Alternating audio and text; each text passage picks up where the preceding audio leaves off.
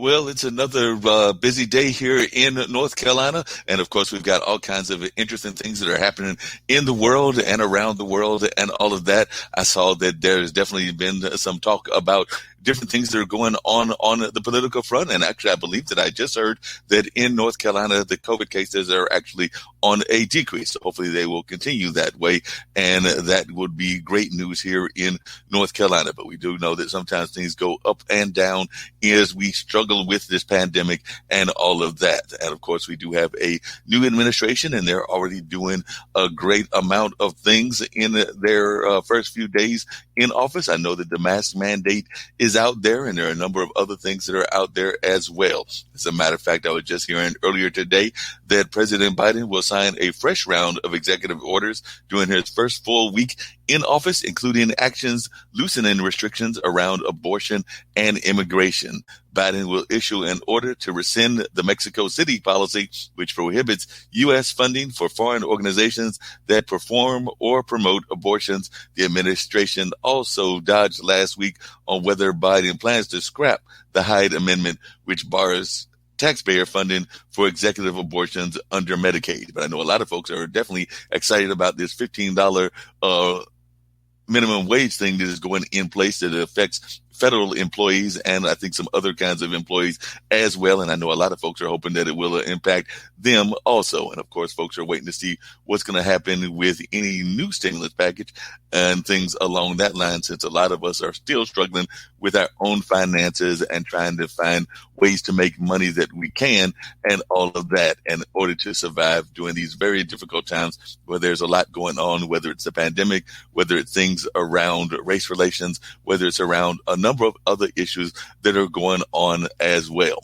And we know that one industry that has definitely been impacted quite heavily by a lot of things that are going on is the film industry. And I'm very glad to have Amanda joining me. Amanda is with a film that I learned about through an organization that I am part of, that being the Carolina Theater. So they're going to be at the Nevermore Film Festival, and they will be one of the films shown virtually and all of that. So I'm interested in learning all about Amanda, and I've got my good friend Kara with us as well, and some others may be joining us also. But I'm going to bring Amanda on very shortly and learn more about how she got involved in the film industry, how she's surviving during these difficult times, and a lot more things that are going on in that regard. So definitely I'm going to bring Amanda on first, and she's got the Wandering Dragon thing going on with her also. And I've also seen that I've got a hip hop artist that'll be joining in our conversation as well, because we always have great conversations with a number of folks that are always here with us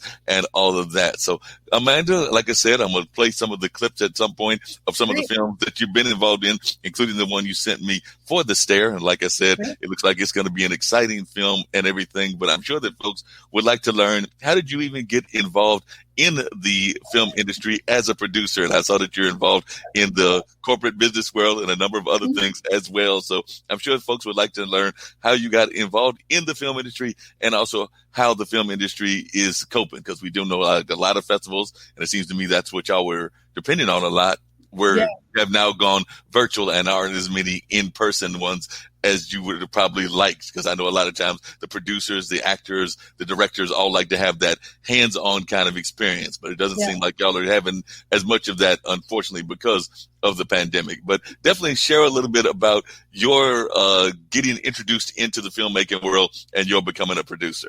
Sure. I have a business background, but I've always loved movies. I should start at the beginning. When I was teeny tiny, we would take what we would call movie vacations, where you pulled the phone off the wall, you parked your cars around the corner, and you made pillow forts. And for an entire weekend, we would just watch stacks and stacks of VHS tapes. So I've always loved the film industry, and I loved being able to kind of escape, your real world. Right. I joined, I entered the business and finance industries and met a bunch of people that were in entertainment, including my business partner, Peter Drago-Tiemann. And he wanted to create a production company. And because I have a business and finance background, we partnered and we created Wandering Dragon Productions. And he's been in the industry for 20 plus years. He's been a stunt coordinator, stunt performer, and that's sort of how I got roped into being in the industry. And I love it. I love meeting all the people. I love being able to bring a business and finance background into an industry where you get to work with a ton of creative people and make kind of dreams happen and impact people sitting at home having their own movie vacations. And I definitely remember the movies. Actually, I grew up in a little small town called Warrenton. Actually, my parents decided to start a radio station when I was very young. They had no actual radio background. They actually mom was a guidance counselor and had that education background. Dad had actually been trained in engineering and other fields. He had actually done some military service, and he had also been involved in the civil rights struggle. But they were frustrated by the lack of jazz music in that community and a lack of other things that they wanted to hear, including wanting to hear some of the news of the day, but from their perspective and all of that. Right. So they were definitely wanting to create a radio station. They started it in the late 70s when I was a preteen, and it stayed on for about 10 or 12 years, but it actually helped them develop and continue their careers. Dad is still a well-known artist here in this area of North Carolina, and Mom is a retired person that was working in the field of philanthropy and all of that. So definitely was very much involved in a number of things, kind of affiliated with some of the things you do, because philanthropy oftentimes is tied into the financing world as well. But I do remember growing up in Warrenton, there was a little small movie theater, and it was a movie theater that showed at that time, and this was like the late 70s and the early 80s, a lot of the Bruce Lee kind of movies, a lot of the spaghetti westerns and the kind of things of that nature. Like I said, it was in a small rural town, and it was in a small building and everything. But I do remember going to see some of those early movies in that kind of environment, and they really enjoying movies and all of that. So one of the things I would be curious about is if somebody was thinking that they even wanted to get involved in production and in financing of films. A lot of times folks are like thinking that that's something that is outside of their realm of possibility. And a lot of times I know that oftentimes filmmakers will do the friends and family kind of plan of trying to find financing. I know that Robert Townsend definitely talked about that with Hollywood Shuffle way back when, and a number of other filmmakers have talked about that. So what is your advice for those that think that they even want to get into the film industry on the finance side? On the finance side, I would say do anything you can to get on a set or get involved in a production, even if you're volunteering and you're going and picking up coffee, being available and being able to be like, hey, I'm here to help you, even if it's filing papers or scanning. Being open and available for those moments. Somebody like me is going to be like, hey, do you have a second? Let me teach you how to do this thing. And so I would say that's the biggest key. If you want to get in the entertainment industry, if you want to get into production, just look. It's happening everywhere in every city across the United States. Productions are happening. So just get on Facebook or get on go onto a chat forum and find out from what's happening, contact people, email people. I'm in Seattle, so there's a big community here, and it's really nice because there's a big community of like, hey, there's a production happening. Can I help? What can I do? And so it's that's what my biggest advice. You want to do it? Don't let anybody tell you no, and get out there and do it for sure.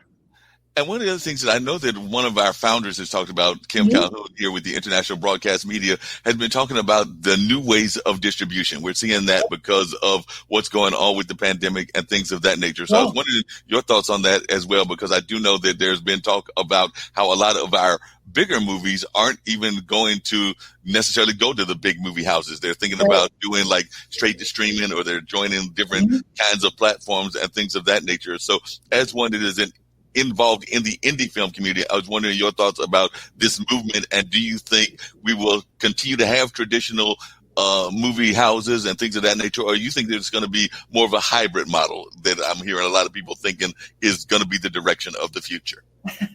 Well, I think I have a few thoughts.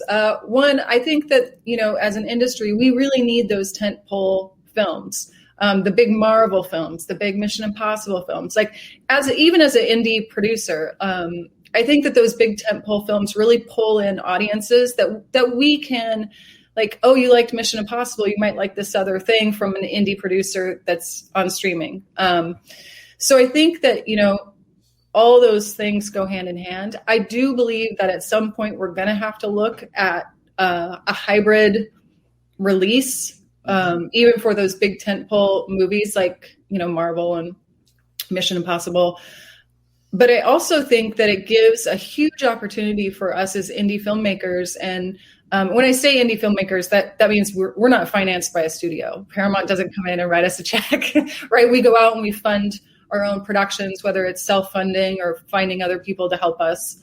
But I think that, right now is our opportunity. I think what we're seeing is, especially with COVID, you're seeing people get really creative and not just in the writing of the screenplays, but even in the shooting. Right. So, I think it's helpful for us to think about and continue moving the industry forward. So it doesn't get so stagnant. Every business needs to move forward. Every type of business needs to have new invention and a new way of doing things to keep it fresh. And I think it's time, right? And we're seeing with the streaming platforms, we're kind of seeing the cable wars of the 80s, if you remember. Yes. Right. So there's always a few kinks to work out, but I think that this moment is big for us as indie filmmakers and indie producers and indie film in general. COVID has made everybody stay at home. So everybody's looking for content. And I know other producers that have had things sitting on the shelves that they never got distribution for, that are pulling it off and being like, hey, now's my moment. Pulling it off of the shelf, maybe adding, a few things, and then putting it out in distribution again. So it's exciting, I think. It sounds like it's very exciting. And by the way, I see that Nancy Fry has been making some comments and everything. So they were saying that they can't agree more about getting into the biz by working on the set. And definitely even in the production office, learn by doing, watching, and helping. So they were definitely making that comment and everything. So definitely would agree with them on that. I did want to bring in two of our other guests and everything, but before we get into the conversation even more, I did want them to see a little bit of your early work. I will get to the stare and everything, but I did want them to see and learn about Alone We Fight, because this is more of a war kind of like film and everything. And this is my first film. Yes, and that's what I would like to know, because you had a trailer that you sent me about this. So tell me how you got involved with this and a little bit about what it is all about. And I know it was celebrating even a historical day and all of that. So I'm going to play that and everything, and give folks who get a chance to check that out. And then we'll bring in our other guest, who is, like I said, we've got a hip hop artist as well as somebody that's in the wellness field as well. But definitely share a little bit about Alone We Fight, and what you want to share about this particular first film that you did and how you got into this first involvement. Sure. So this was the first film that I produced with our production company, and the director of the film actually came to us and asked us to finance it and, option it and make it. And we did. So it was, I think we shot for 15 days or 16 days. We shot it in Oregon. Corbin Burnson's in it. Johnny Mesner's in it.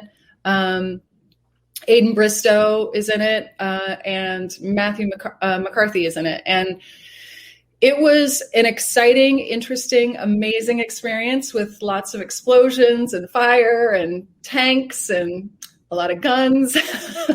So yeah, we shot this in April, and we released on Armistice Day in November for the 100th anniversary of Armistice Day. Wow. Well, let's check out this and everything. So I'm going to bring it up as a clip and everything, and let folks check out a little bit of this particular clip of what y'all had for Alone We Fight.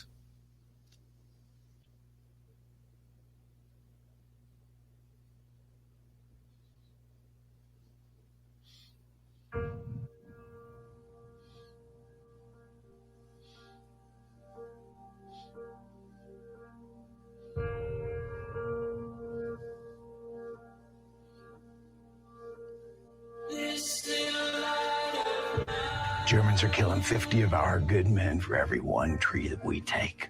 They're about to make a push right through this flank. We're outnumbered, outmanned. This flank is falling apart. Now look around you. It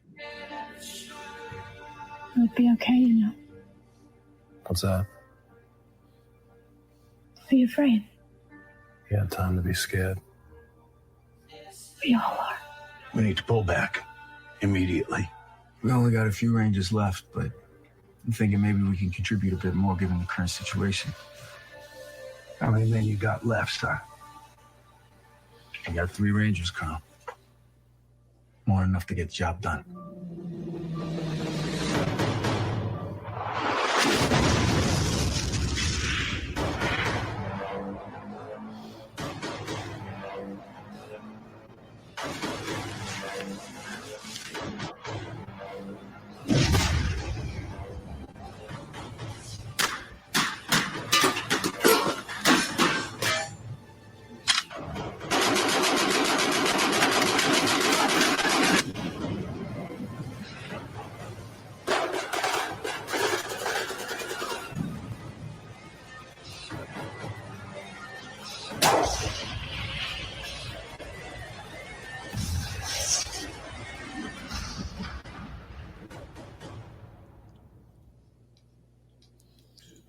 Wow.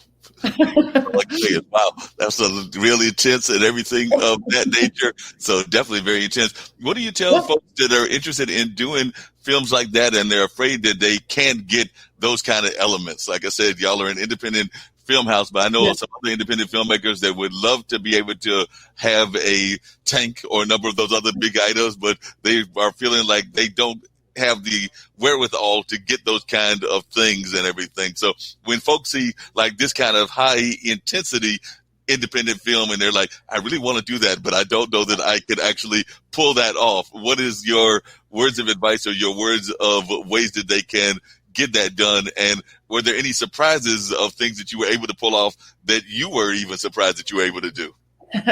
So I would say, don't be afraid of the word no.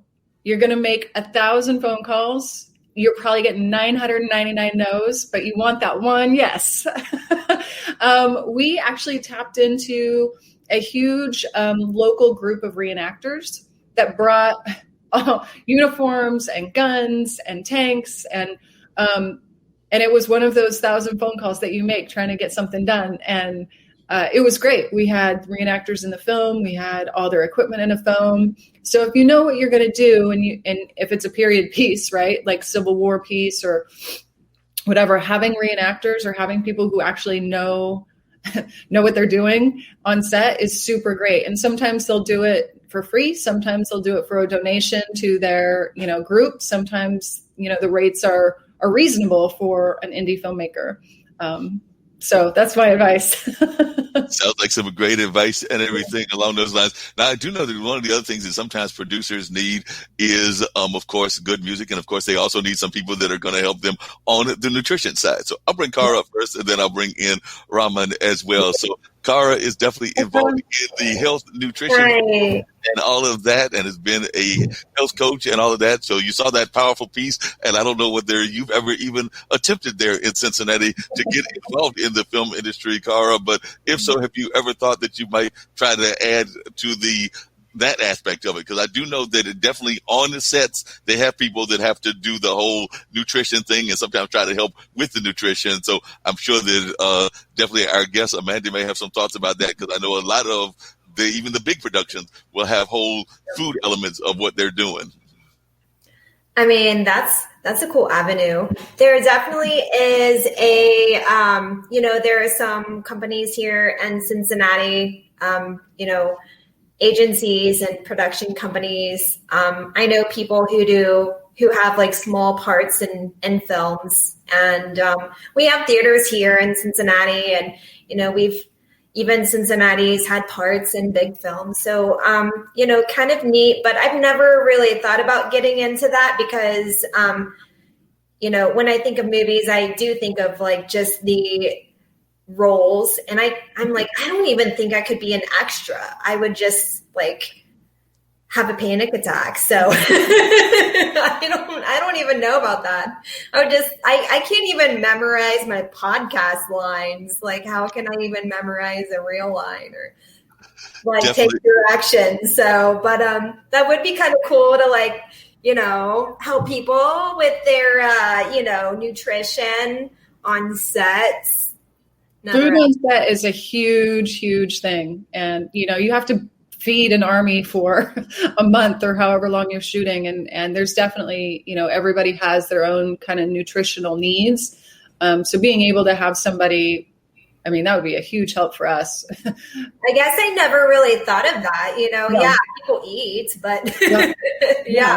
Very Amanda, what are some of the other roles that people may not think about? Because I have had the privilege of being on a couple of movie sets here in North Carolina. Like, of course, I remember when Bull Durham was shot many years ago, and there have been some other movies even more recently here in the Carolinas. It's definitely had a reputation there for a while as one of the movie hotspots, and still got some movies and TV shows shot here, even though there have been some of the tax credits that were taken away from us and things of that nature. So we kind of slid down in terms of popularity. I think at one point we might have been like either 3 or 4, and we might be like 6 or 7 because of places like Georgia and other places taking away from us and everything. So I need to get our governor to get back on the case of what he needs to do so we can climb back up. But what are some of the other jobs that folks may not be aware of on a movie set that they might even be thinking that they might want to be involved in? Sure. So, food is a huge issue. You have anywhere from 100 to 300 people coming through your set in a month. You're providing 2, maybe 3 meals, plus snacks a day. So food is definitely up there. Transportation is another big piece of it. You have to move all the people. You have to move trailers. You have to move equipment. You have to there's just so much stuff that needs to move from location to location, or even from what we call base camp to on set. So if you're into, moving stuff or driving people, that's also like a big, big help. And then production assistance, which could be anything from helping put, the snack table together to holding a light to, clapping the slate to helping with paperwork to making phone calls and reservations. Anybody with any skill at all, or even, can take direction from somebody else, always needed on a movie. Sounds like they're always needed. And I do want to bring in, because we know another thing that is always needed is good music. And that's where Rahman Jamaal comes in and everything. He is a hip hop artist and all of that, and also an educator. So definitely glad that you were able to join us on this conversation. And also definitely, have you been involved at all in any movies where you are? Because I know that you're out there, if I remember correctly, out in the West Coast as well. So share a little bit about your own movie experiences. We've got Amanda here, and she's part of the team for Wandering Dragons. And they've actually got a film called The Stair that'll be showing as part of Nevermore. And in a little bit, I'm going to learn how they found out about the Nevermore Film Festival and a little bit about how they got involved with that. But definitely share a little bit about your own film background if you've had any. Yeah. Thanks for asking that question. That's film is actually how I got started in my music career in the entertainment industry. I had a rare opportunity to star in a film that was about a hip hop artist, and I got to write all the music that the hip hop artist performed. And that film was called The Beat. It went to Sundance in 2003. We were the youngest filmmakers to have a feature film accepted that year. We set the record at, I think the writer-director, Brandon Saunier, was 20 years old at the time. So and then he's since then he's gone on to write for The Blacklist. He's now the showrunner for LA's Finest. So definitely for me, having a full scholarship to study film at USC was a major opportunity, and we made the most of it. It actually catalyzed the path that I'm on now, which is, kind of after starring in your own movie, it's kind of like, okay, what next? Do I continue to try to, keep the star status and everything that goes with that, or do I use that as sort of a launching point for some more, to say, deeper change in society. I've always believed that the entertainment industry is one of the most powerful mediums for change and learning, actually. And so, I kind of chose my path to try to merge those worlds and merge, social justice, activism, and organizing, and using my role as an artist, as a film maker, and to inspire our next generation and say, hey, you guys can do this too. Like we're all capable of creating the media of the future, especially now more and more. It's becoming a lot more of us are becoming media makers, but not all of us are understanding sort of the impact that can have. You got a lot of social media, content makers and all this and that, which is great, but there's also some deeper purpose to putting together media and doing it for longevity and really trying to make a difference in society and help us evolve to the next level of self-understanding and things like that. And so that's what I put into my music. That's what I put into all my work. Like anything that I create to be consumed is going to have both entertainment and educational ramifications, I guess you could say. Yeah, that makes a lot of sense. And actually, that one of the questions I was going to ask you and everything, but I'm curious to hear also from Amanda about this is, and we've talked about this before when you appeared on one of the other shows and everything, is too often I feel that everybody knows the concept and they hear the term show business. And a lot of folks are very good on the show aspect. They're masters at the show aspect. I don't know that they're always that great on the business aspects. So I'd love to hear your thoughts on that when you see people that are more involved in knowing the talent side, but maybe they don't have the business acumen. So do you try to let them know that you can help on that side, Amanda?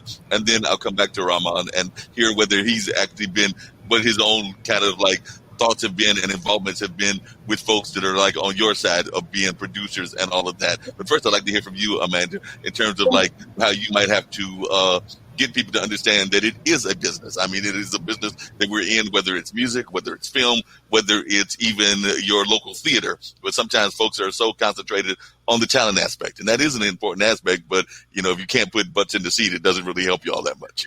Right.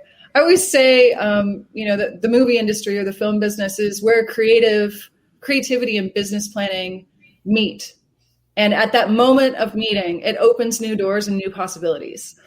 So you can have all the creativity and all the ideas and all the, intention that you want, but until you have some sort of movement or financial backing or being able to really fund that process to get that out there, your impact is going to be only so big, right? It's the ripples in a pond effect.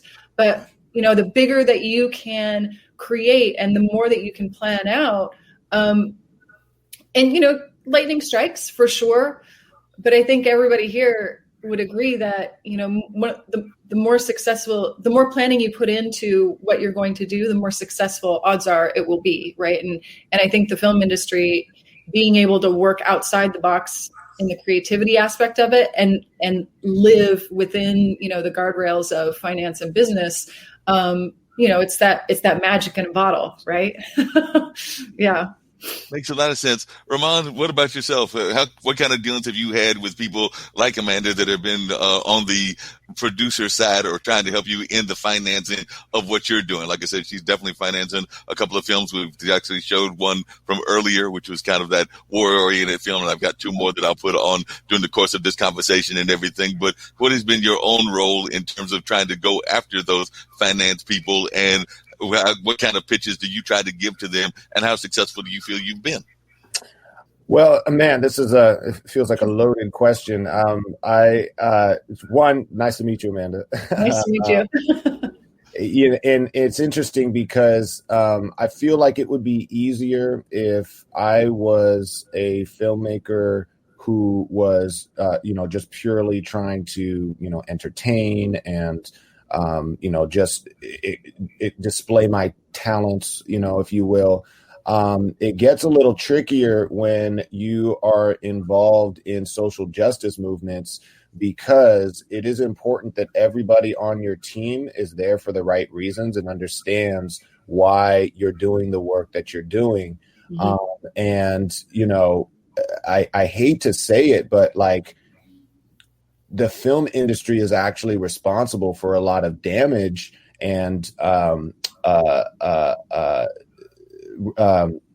erasing of culture, especially when it comes to hip hop. And this is why it's really interesting to talk about this now, because I can give a real world example. And you know, this isn't to say that all filmmakers or all producers are like this, but since you asked the question, it needs to be said. So there's there's a film about hip hop dance that mostly everybody knows called Breakin'. And this was a film that inspired like an entire generation of dancers to start doing what's called popping now. And it was inspired by the cultural movement that came out of New York called hip hop, had break dancing and everything like that. So they made a Hollywood film about the break dancers in New York. And then they made a sequel called Breakin' 2 Electric Boogaloo, which was supposed to talk about the dance culture that was on the West Coast during this same time.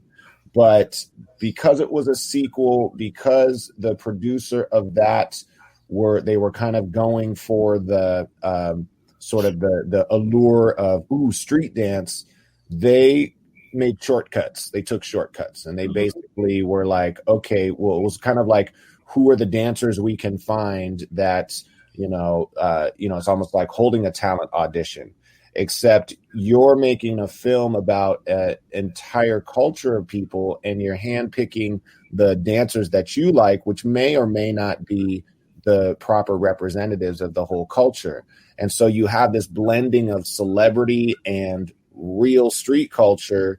And when that isn't approached with a certain degree of respect, then it can create problems. And even today we have this huge gap in understanding about West Coast dance history, because it only goes as far as Los Angeles's dance history. And the work that I'm doing now with the gentleman by the name of Lonnie Green has been his life's work, because he was part of the original cultures out of the Bay Area of boogaloo, roboting, and strutting that reaches back into the 60s, long before hip hop. And so there was this dance culture that existed in the Bay Area up until hip hop came out of New York and the industries, and they're watching these movies being like, or they're watching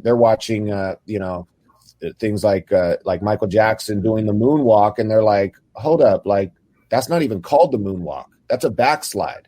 Now the industry is like changing our cultural language because they didn't go deep enough, or they weren't willing to really, seek out the grassroots kind of origin of this. And so we have a lot of misinformation out there.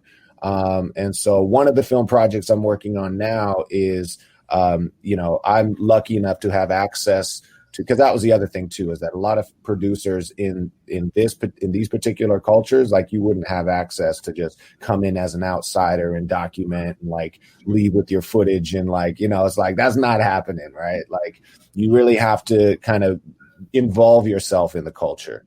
And, personally, when I was in film school, I really loved making documentaries.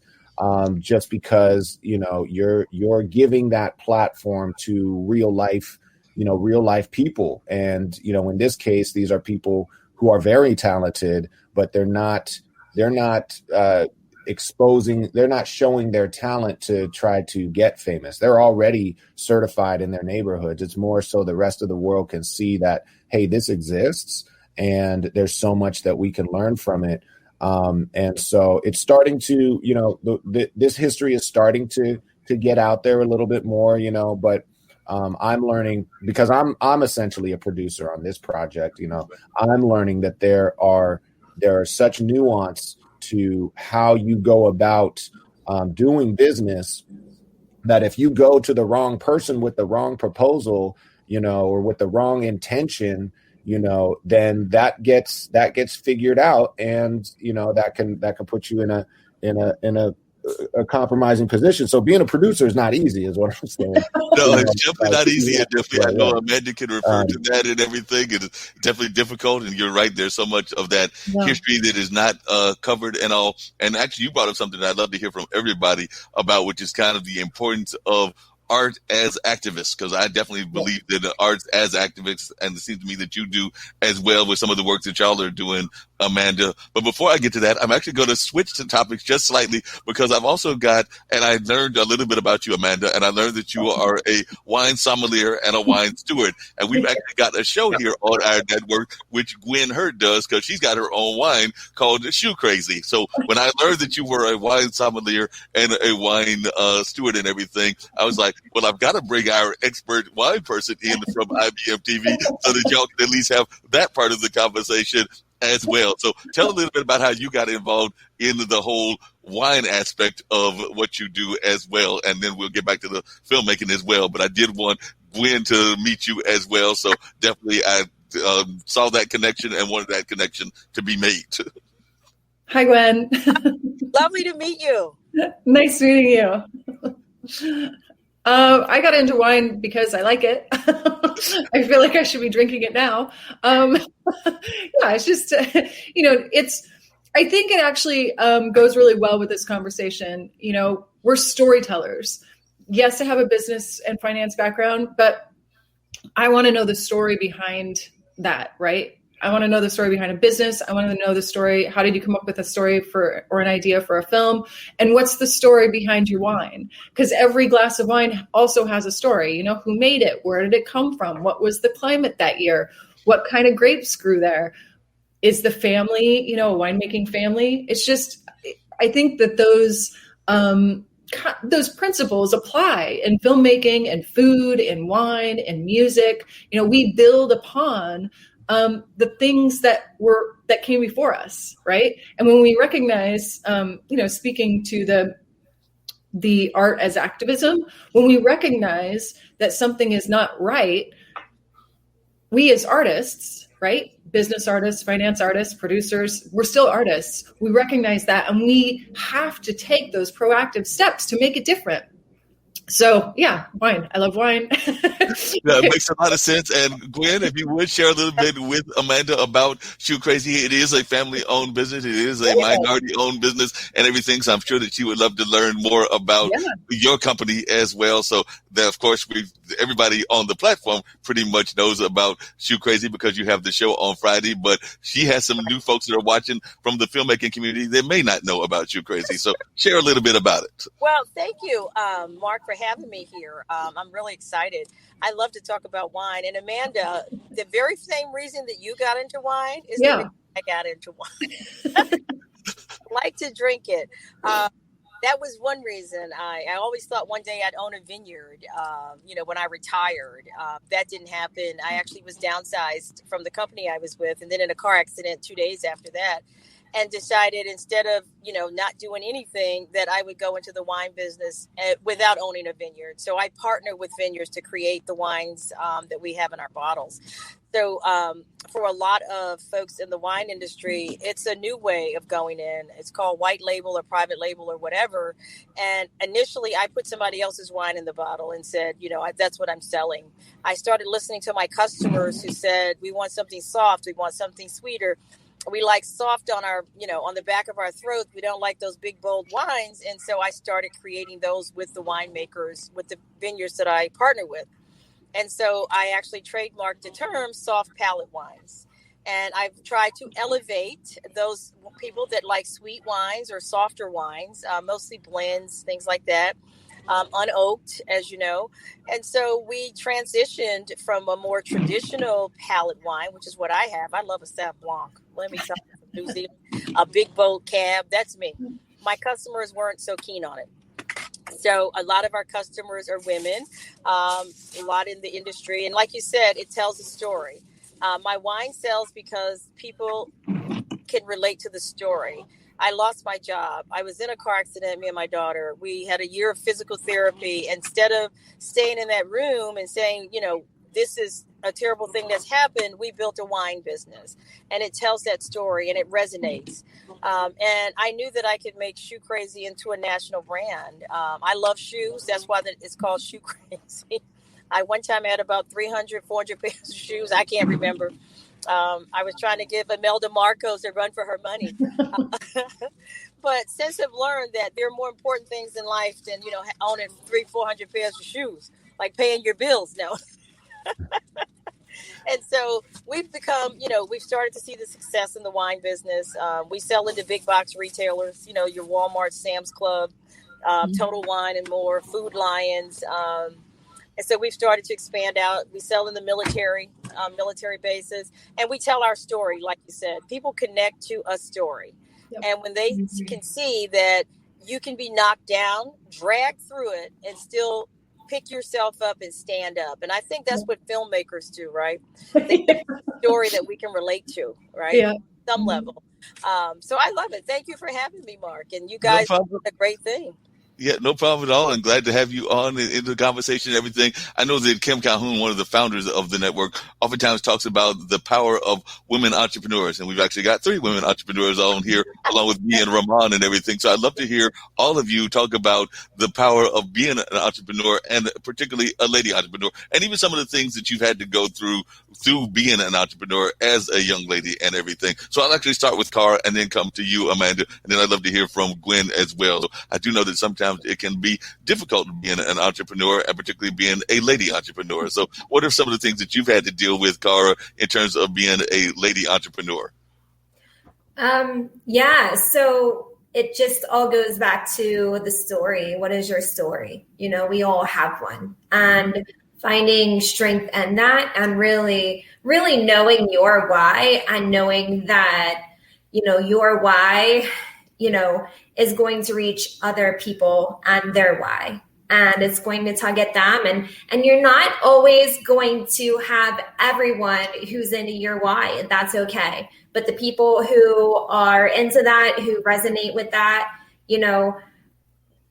stay true to that. So with being a female entrepreneur, it's just staying strong and staying firm and your why and your story, and how your story can help others. And,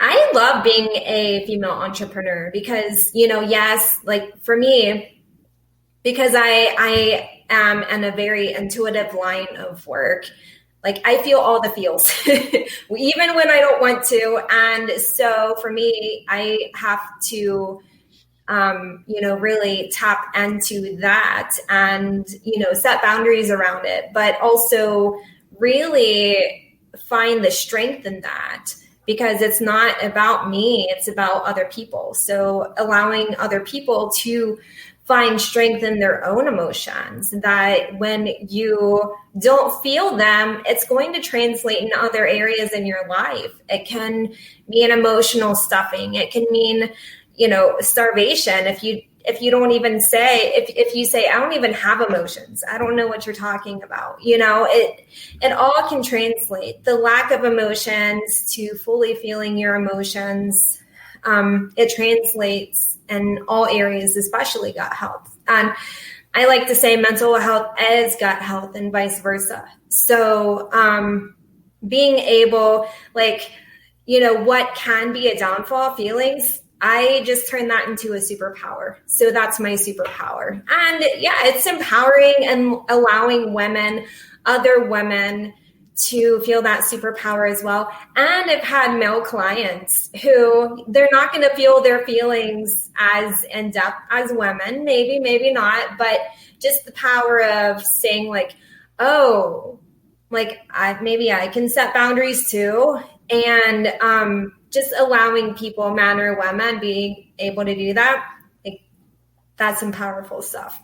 Yeah, and Amanda, I'd love to hear you talk about that as well, because I'm imagining, and I'm not sure about this 100%, but I'm thinking Hollywood, I'm thinking definitely even on the independent side, that as a producer, as the one that's kind of in charge of the purse strings and everything, and I know that even Kim talks about this in general in the engineering field, which is kind of her background and everything, that it's not exactly a female-dominated field. So I'm imagining that you're catching a lot of grief because you are kind of in charge of the purse strings, but it is probably a male-dominated field that you are in and everything. So I'd love to hear your thoughts about that, Sure. the fact that you are in a male-dominated field, but you are a successful female entrepreneur. Yeah, thank you. So my background's in business and finance, and I can't tell you the number of times I've sat in a conference room and been the only woman. Wow. It's, and coming into the industry, it's actually, I love it. I feel like it's, because it's not just my story and my voice and my project. I'm in a position where I can amplify everybody else's voice, where we can amplify everybody else's story.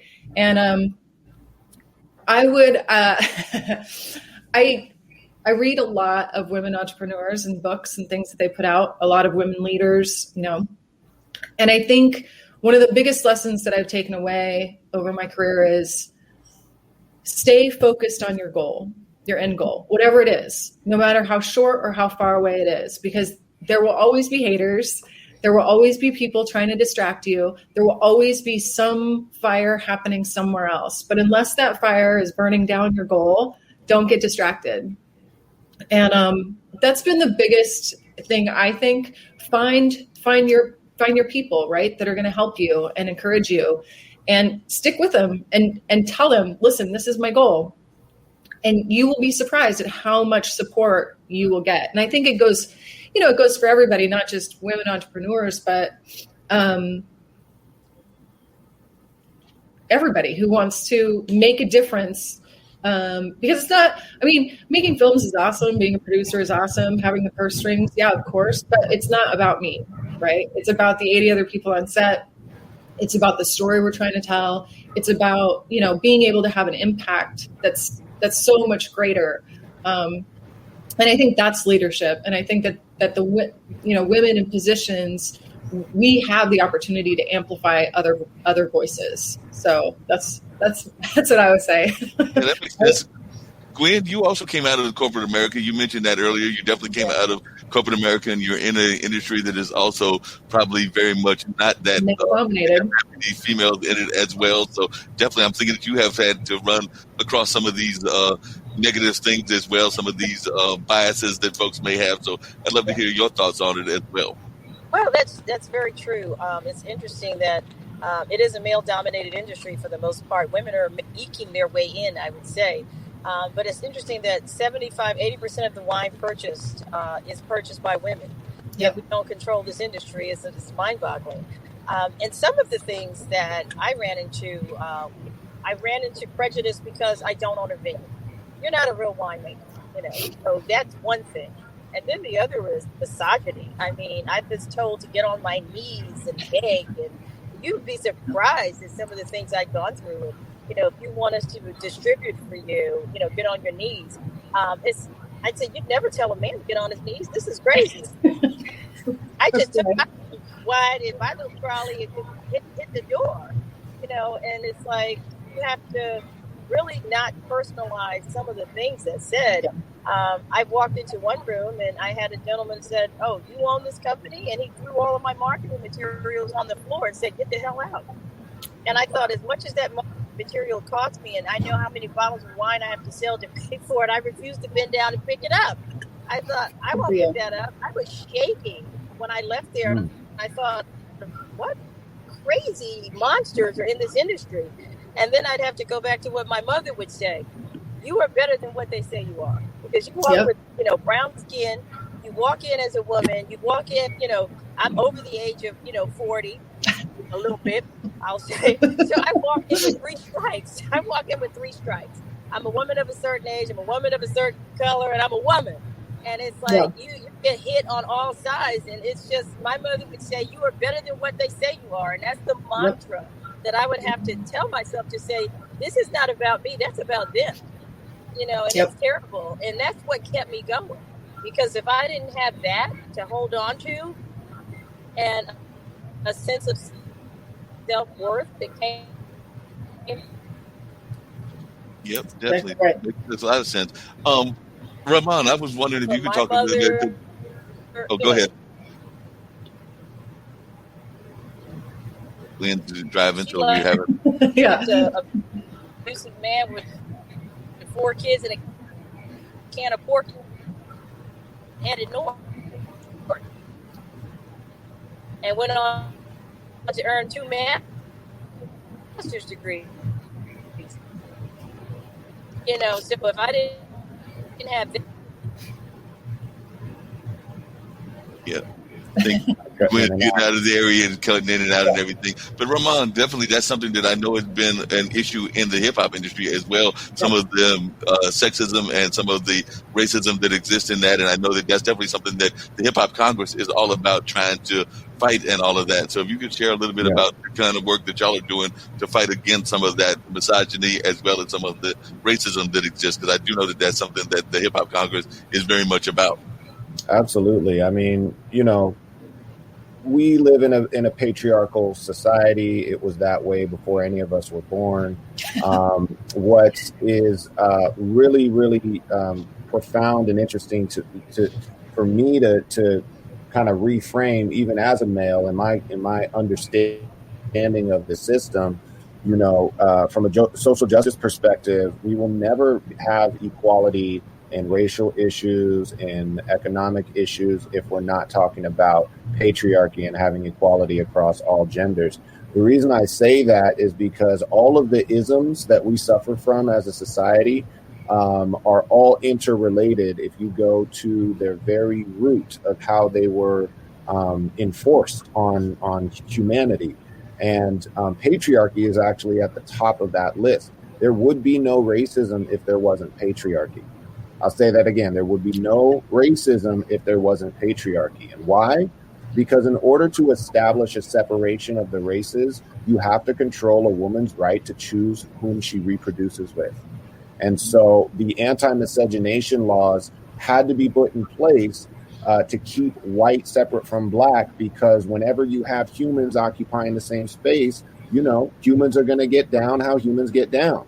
And unless you're going to create incentives for them not to associate with each other, and these incentives were very, very brutal and deep, going from, you know, public shaming within your religious organization to losing your economic status if you were even seen associating with a person of another color. I mean, it doesn't even have to go as far as, you know, reproducing. It was like you can't even associate, but it was all kind of rooted in this fear of female choice. And so, you know, we have to talk about that as, you know, as the, you know, and it's like, we got to talk about that. We can't not talk about that and try to talk about all of these other things like they're going to get solved without really talking about how these things still do get reinforced in our society. And you want to take a look at, you know, the business world. You know, you needed patriarchy to enforce racism, and you needed racism to inform capitalism. At the very beginning, like you had to that capitalism as an economic tool. Not saying that ideologically it's bad. In theory, it's great, but how it was implemented in our country had very real racial,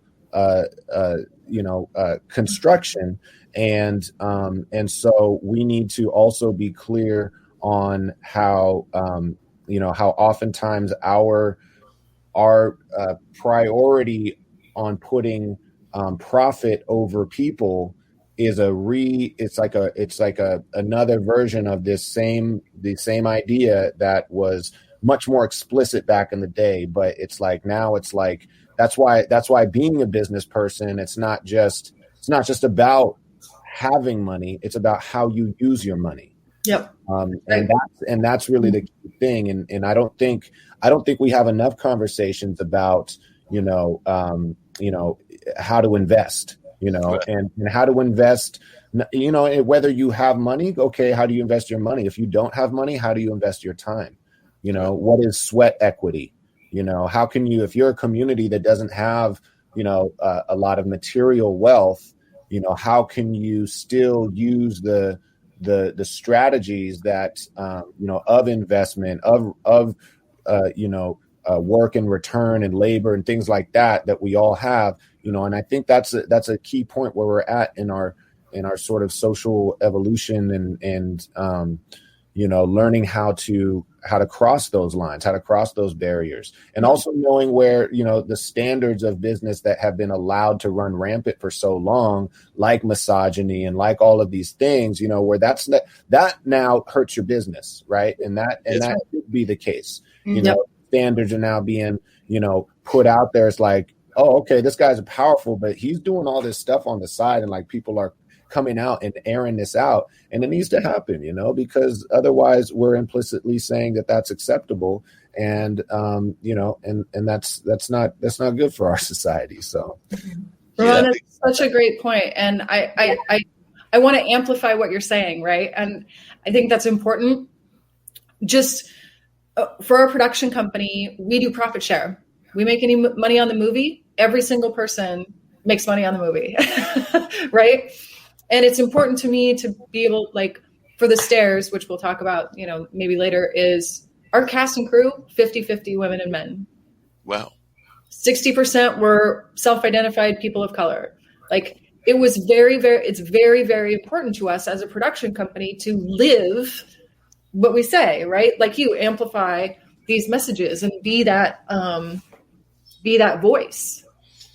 Yeah, definitely. And I've seen something today. I know that even Kara did as well, because she's in Cincinnati and she was actually involved in some of the Black Lives Matter struggles that were going there in Ohio and everything. And she made it a conscious effort to go and be involved in those struggles and things of that nature. And I did want to get to the stairs, so will get to a little bit of sharing of that as well. But definitely, Kara, if you would, definitely share a little bit about why that was so important to you, because I do know that we've had conversations about why that was important to you to be involved in those struggles and everything. So I'd love to hear your share a little bit about the importance of that, being involved in the Black Lives Matter movement stuff that was going on there in your home area of Ohio.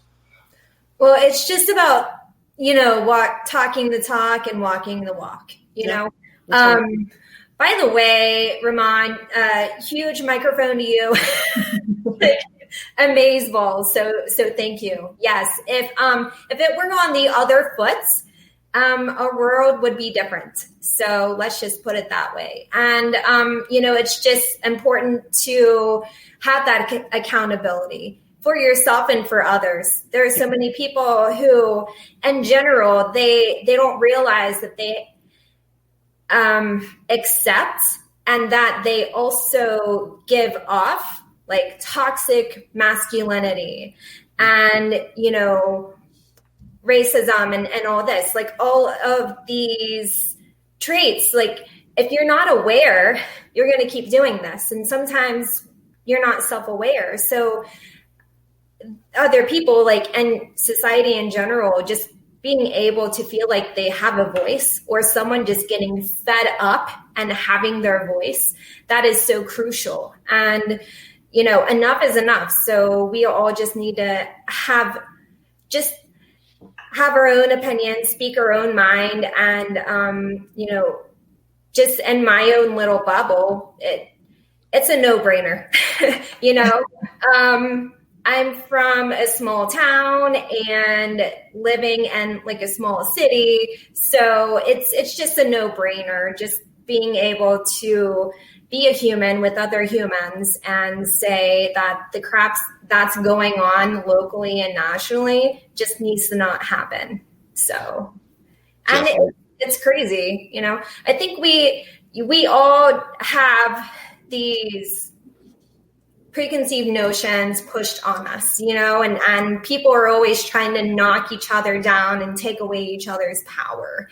And, all of us have that voice and that chance to be able to set an example and be like, no, that isn't acceptable. And you don't have to be, in the film industry or whatever, but it definitely helps. And I think both of you, it's amazing that you use your voices for good, and that it's not just cavalier, that you demand representation and that you talk the talk and walk the walk. Like, hands down, hats off to both of you. So yeah, definitely some great ideas that y'all are both saying and everything. And I know that Rahman, he said he's got to bounce off very shortly and everything. But one of the things he talked about was, and I do want to get to you, Amanda, and the stare, but I know education is very important to him and everything. So talk to us a little bit about the importance of education, because I actually sometimes think that the arts doesn't get enough respect in the education field. And I think that we could do better in that regard. But I'd love to hear from all of you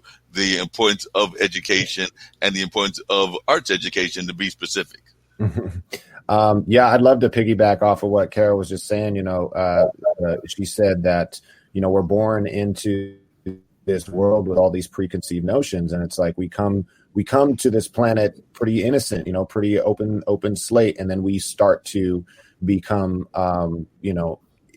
influenced or conditioned by the norms of the time that we're born into. And so if we're not educating our children as early as possible to give them the capacity to be able to look at the world with a critical lens, and know that, there's this perspective, but then there's also this perspective, and allowing children to make their own choices, but giving them the range of spectrum of perspectives that's out there so that they can do that. Oftentimes it's like we're giving them a choice, but it's like when it comes to the art perspective, it's like, what do you want to learn today? We can learn, math, science, and history and English, and then we'll have an art class. But it's like, the importance of the arts in this is that arts is where is the subject where you can make your own choice. It's not just,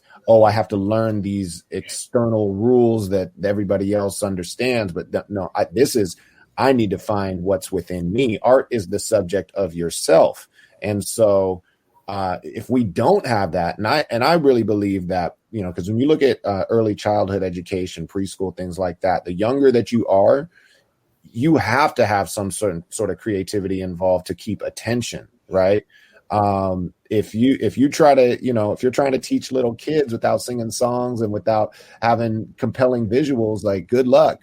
It's really when we start to get into the grade school and it becomes about earning a grade, where now you start to see that conditioning come in of, now we're conditioning people to work for a group, not for themselves, or,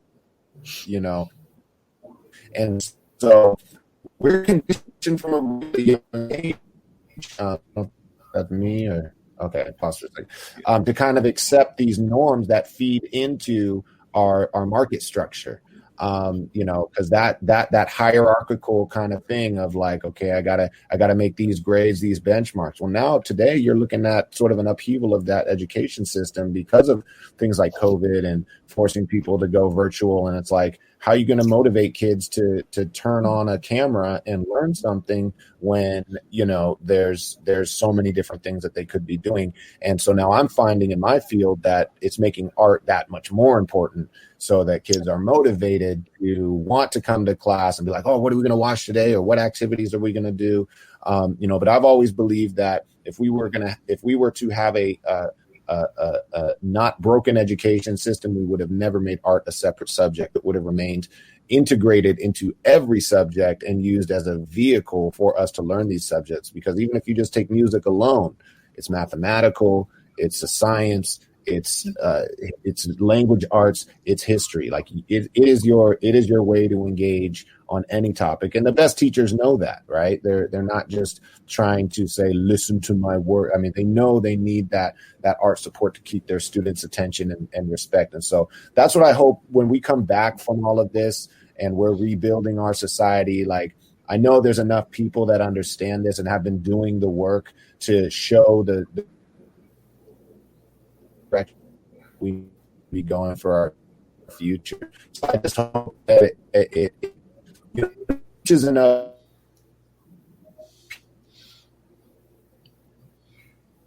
We are. I don't know if anybody just heard what I just said. Did I cut out? You cut out a little bit. You cut out the last part of what you were saying.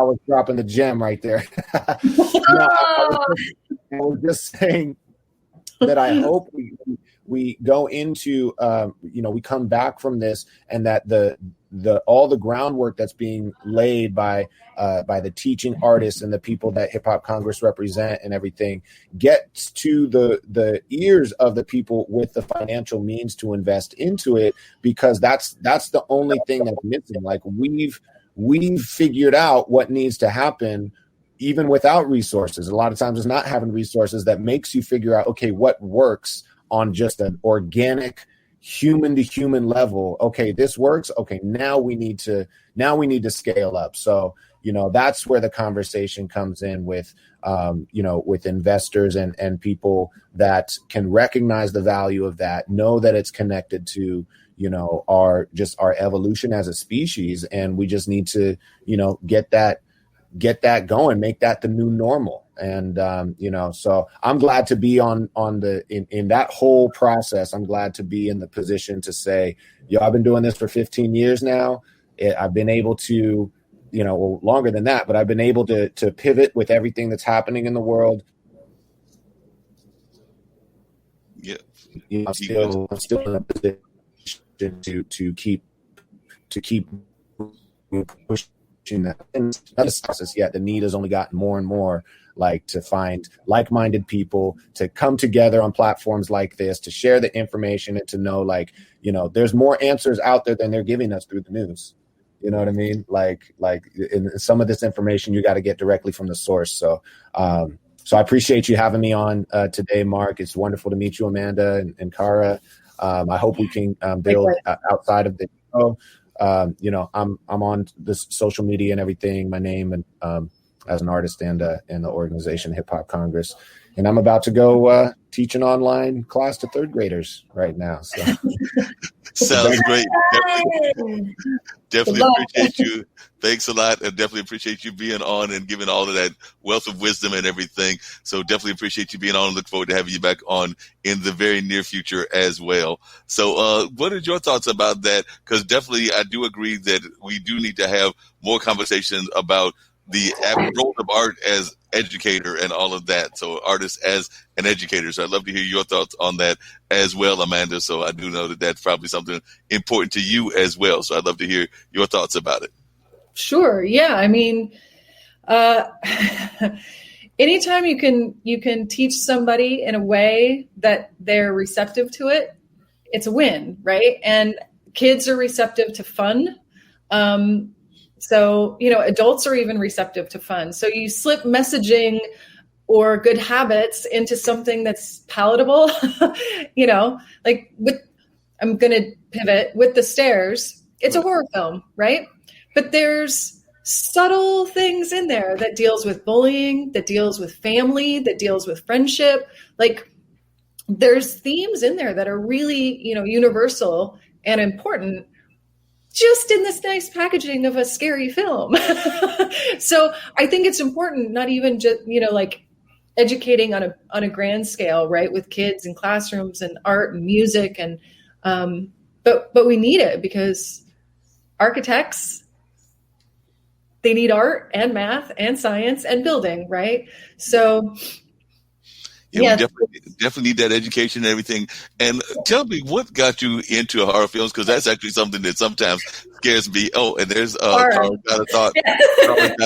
And I'm definitely going to have Kara give her thought as well. But I am kind of curious as to what got Amanda into horror films. Because even though I judge Nevermore and I definitely watched enough horror films, I would not say that I am a horror film super fan. Definitely more into the intrigue and mystery parts of what Nevermore does than the straight horror. But definitely your film does have some blood and gore. We'll get ready to show a trailer in a little bit, and folks will see a little bit of that and everything. But definitely, Kara, I'm going to have you make your comment before we get into the stare and everything, because I think the folks would need to see a little bit of the clip of what this is all about as well. Yeah. Yes, definitely. Sorry, I had to cut in because I'm a former educator. So I have to talk about kids and art and just kind of add to the conversation. You're 100% right. Adults benefit from art, any type of art. And it does translate into math and science. It all connects. I mean, heck, if you make something, if you even make your own Play-Doh, that's math and science right there. You make your own pottery, math and science. And, art, any type of art, it is establishing self-expression. It is establishing an identity. So if you are growing up in a system that stifles that or does not have that opportunity, it is so easy to get lost in the shuffle. And it's so sad to see that in children, especially because they either grow up not really knowing how to do that or they're playing catch up as adults. So 100%, just arts and kids, so necessary. And I'm not much of a movie buff. I don't know. I get overloaded, like too much in my brain and my eyes. I don't know. I have stuff going on. I'm like, this is too much, but self-expression, identity. It's, you're playing different identities, but you're establishing something. And like that is so incredibly important for people to see that and see it in a way that represents them and their truth. So important. You touched on this like subject of play and having space to just play. And I think that's, as adults, we get into this routine, but being able to carve out that space of just play, not just as kids. Yeah. It's important. I will like assemble my own jigsaw puzzles, or like I'll have my own like a dance party in my kitchen. I don't care, you just have to do that. So important. And it's so funny, even in my business, people are like, oh, I can do that. Like there's some weird camera in their apartment, monitoring their every move. Like, yes, you're allowed to live. You're allowed to be weird, whatever you feel that you can express, just express it. And speaking of expression, tell folks a little bit about, because I am going to bring up that clip, what the Stare is about and all of that. And, how definitely they can go to the Carolina Theater, which is our local theater house. It's part of the Nevermore Film Festival. So I know that y'all are one of the films that folks can catch by seeing it and everything. And it is definitely going to be shown. Like I said, I know last year we actually had it physically at the Carolina Theater, and I'm actually on their board, and I enjoyed meeting a lot of you filmmakers there in person. But unfortunately this year with COVID and everything, that's not happening. I get to meet y'all through this platform and other platforms as well. But definitely share a little bit about what the Stare is all about, and then I will bring up that trailer that you also gave me as well. Great. So, first of all, I have to say thank you to Nevermore. Thank you for having me on. And the Stairs is an interesting concept where this grandson and grandfather go out hunting. It's his first hunting trip, and they find a staircase in the woods, and grandpa and grandson disappear. And 20 years later, a group of friends go out hiking, having a little 5-day journey out in the woods, and they find the same set of stairs. And all sorts of shenanigans happen, and I don't want to spoil it. All sorts of shenanigans happen, and there's things, and I think it has, there's a lot of points in the film where we address, bigger issues in life regarding, and it's not just a straight horror film. It's not a gore fest. I was like, this isn't going to happen. But it's, I think, suspenseful and thrilling, and has a great message, and everybody should see it. Well, that sounds pretty amazing. Sounds amazing. We're going to get at least a clip of it right now. So great, thank you. Get a chance to check it out and everything, because you did send me the trailer, and we'll see how that goes. Yeah, that's great. Oh, we might have to start it over. Yep, we'll start it over. That's okay. We can do that. It's the magic of the internet.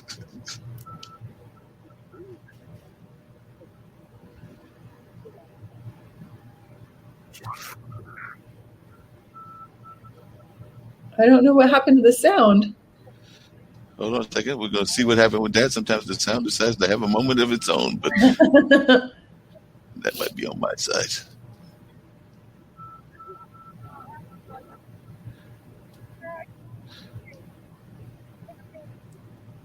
We have an ensemble cast. John Schneider from Smallville and Dukes of Hazzard is in it. Kathleen Quinlan from Apollo 13 and Event Horizon is in it.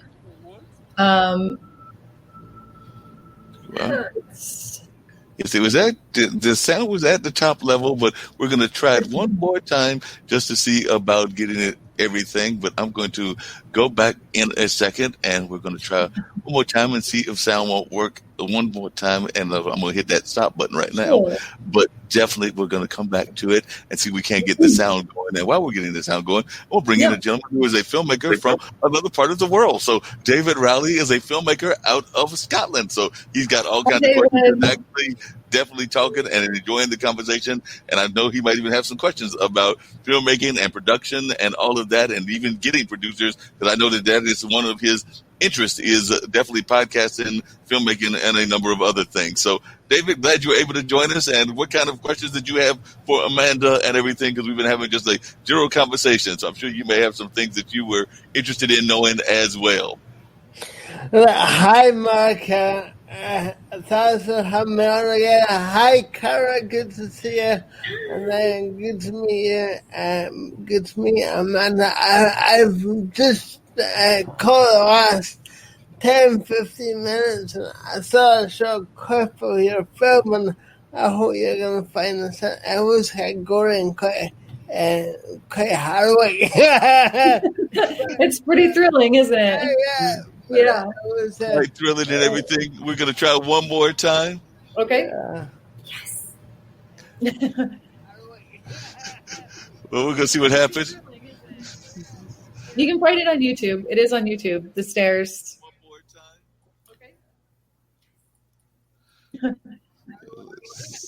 Okay. See what happens. Oh, that's not what we want. That's you can us. find it on YouTube. It is on YouTube. The Stairs.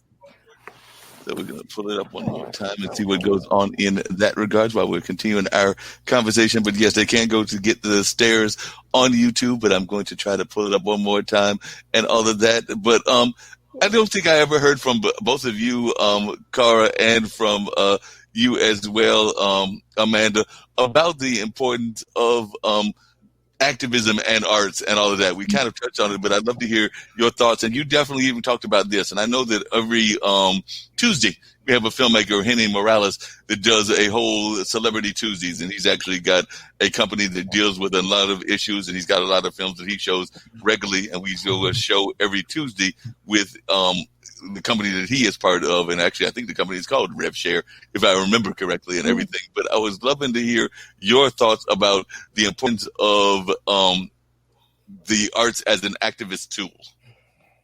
Sure. Kara, you want to go first? Sure. Yeah. I mean, art and activism, it's, from a bird's eye view, I guess, just looking at it. For me, just growing up and just looking at media in general, like, art is a making in history. And oftentimes it can overshadow history. And, when you think of the Titanic, people in my generation, they think more of Leonardo DiCaprio, right? And they don't think the actual event of Titanic. And it is so important to be able to capture that as accurately as possible, because otherwise you're erasing the history that actually happened and you're creating your own history. And what I love about the last few years, especially with Me Too and Time's Up, and then with Black Lives Matter, is it is so important to have representation, because that is history for people. That is their only exposure to a lot of things related to history. And if we can just represent it correctly and, again, as accurately as possible, we're doing everyone a service. And, I don't know. It just needs to happen more and more and more.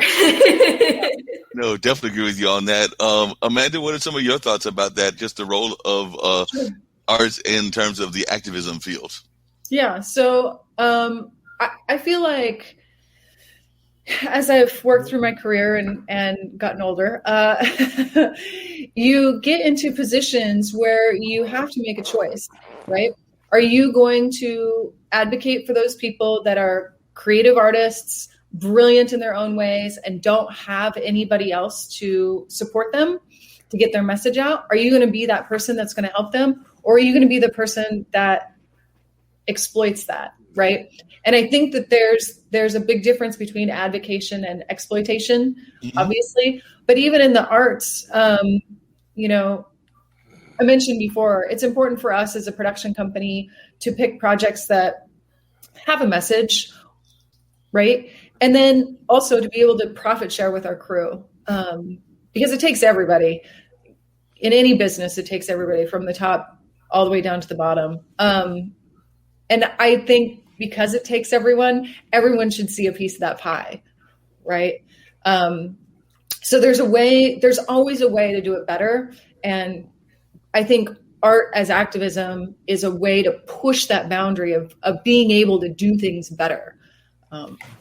Artists and creative, those are the people that think outside the box. They don't live in black and white. I live in an Excel spreadsheet. I love black and white, but I need those creative people around me, right? And I need to celebrate them, and I need to amplify their voices, because otherwise I would just sit in my little black and white Excel spreadsheet and there wouldn't be much fun in that. How important do you think it is for artists? You were just, as you were thinking about financing and I was thinking about filmmaking, to get involved with, like, say, the Patreons? Because I have a friend of mine that's an author, and I know that she uses Patreon. I know somebody else that's actually involved in the wellness field, kind of like what Kara does and everything. Yeah. And she's very much with the Patreon as a way to get her funds. Yeah. A friend of mine who's a funk musician is thinking about using the Patreon. And then, of course, there are other ones that are out there as well. I know that there's some that are even more specifically creative based and everything. But how important do you think it is for artists to use those tools in order to get some financing as well? Or do you think that those tools are a little bit overused, for lack of a better term, and that they're not as successful for, say, the filmmaker? Because I've even seen some filmmakers try to use Kickstarter and try to use some of the other ones that are similar to Kickstarter. But it seems to me that it's probably better if you do something similar to what y'all are doing, what I think Henry is doing as well, which is kind of that rev share model where you're trying to share the model across all the people involved, whether it's the lowly, and I'm not saying lowly in that sense, but whether it's the janitor on the set or whether it's the person that's the star on the set, it sounds like everybody is going to get some sort of returns, whereas there's a lot of these other folks that are using these other platforms. What have been your thoughts about using those platforms, whether it's Patreon, whether it's Kickstarter, whether it's a number of the other ones that exist out there? Sure. Yeah. So, Amanda Palmer is on Patreon, and she's, a huge advocate of it. And I think Patreon is great. 100% on board with all of these platforms are really great for different reasons, right? Patreon is great if you have a very loyal following and you have your thing that you're doing, and this is right. And then you start getting it, and then it seems like the bigger and bigger, you kind of move up, right? Kickstarter. I know a lot of very successful Kickstarter campaigns. They've pulled in a lot of money to be able to do what they wanted to do, and it worked really, really well for them. For us as a production company, because we like to have a lot of control over our projects and what gets put out and the press, and we like to be able to give some of that back to our crew. We do it all privately. So we have private investors, we have private people that help us get these projects going. And so then my job is to make sure that they make their money back, right? Right. And the more I can do that, the more people want to get involved. And I think that's a piece of being an advocate for art, is not just, giving your $5 per thing on a Patreon or giving your $100 on a Kickstarter. Is there's a responsibility for the artist or the people like me as a producer. What do those people supporting you? What do you give back to them, right? Is it just philanthropy, Or is it something like, hey, I don't want to invest in just this project. I want to invest in your idea. I want to invest in the bigger picture, right? We're not just investing in one film that the production company is. We want to invest in whatever you're doing. And it's my job as the producer, as the person who writes the checks, to make sure that those people get their money back, right? And make sure that the people that were on the set are taken care of when this film sells. Because it's all of us together, right? Right. Nevermore is a big part of it. Everybody on here in the podcast is a big part of it. All of our cast and crew on every project are a part of it, and including our investors, which, you make them happy. You get to do another project and more people get paid. This is, like my job is to keep people employed. That makes a lot of sense. And as you were saying that, I know even here on the international broadcast media, our founders have been looking at finding investors, looking at finding folk to kind of like help make this platform even bigger than it is. I mean, it's heard on several countries around the world, and it definitely has several shows. I think at one count, we were like around 70 or something like that. So definitely there is a creation of a international podcasting network and all of that, but they are also looking for investors. So what kind of advice do you give to folks when they are looking for investors, and what, like, even in your own filmmaking and in your own role as a producer, what kind of things do you look for in an investor, and when do you know that person is actually going to be good as an investor? And I'll just give an example. I know that a friend of mine, actually at the Carolina Theater, he used to be the rental director there. He used to talk about how everybody was a producer until it came time to cut the check, because he was literally in charge of like doing the rent and all of that. So he had a number of things that he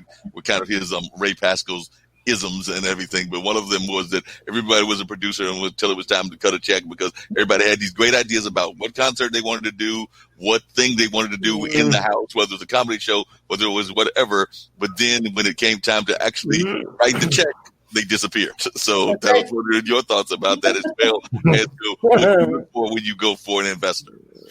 Yeah. So I want to work with people that want to work with me, right? I want to work with people that believe in this idea that we're going to do it together. But I also, in the early conversations of investors is we have a director, we have a sound crew, we have a composer, these are specialized jobs in this particular project.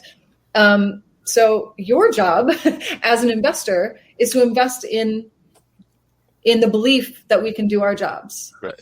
Your job as an investor is to, when this project is done, get out there and tell everybody what a great experience it was, and there's everything that I'm going to do to make sure that experience is as good as possible, right? Bring them to set, take them to dinner, do the nice things that you do to people who believe in you and your ideas and your process. And it can be, music, it can be film, it can be art, it can be painting, it can be sculpture, it could be a building, even your house. You have an investor in your house, right? The bank.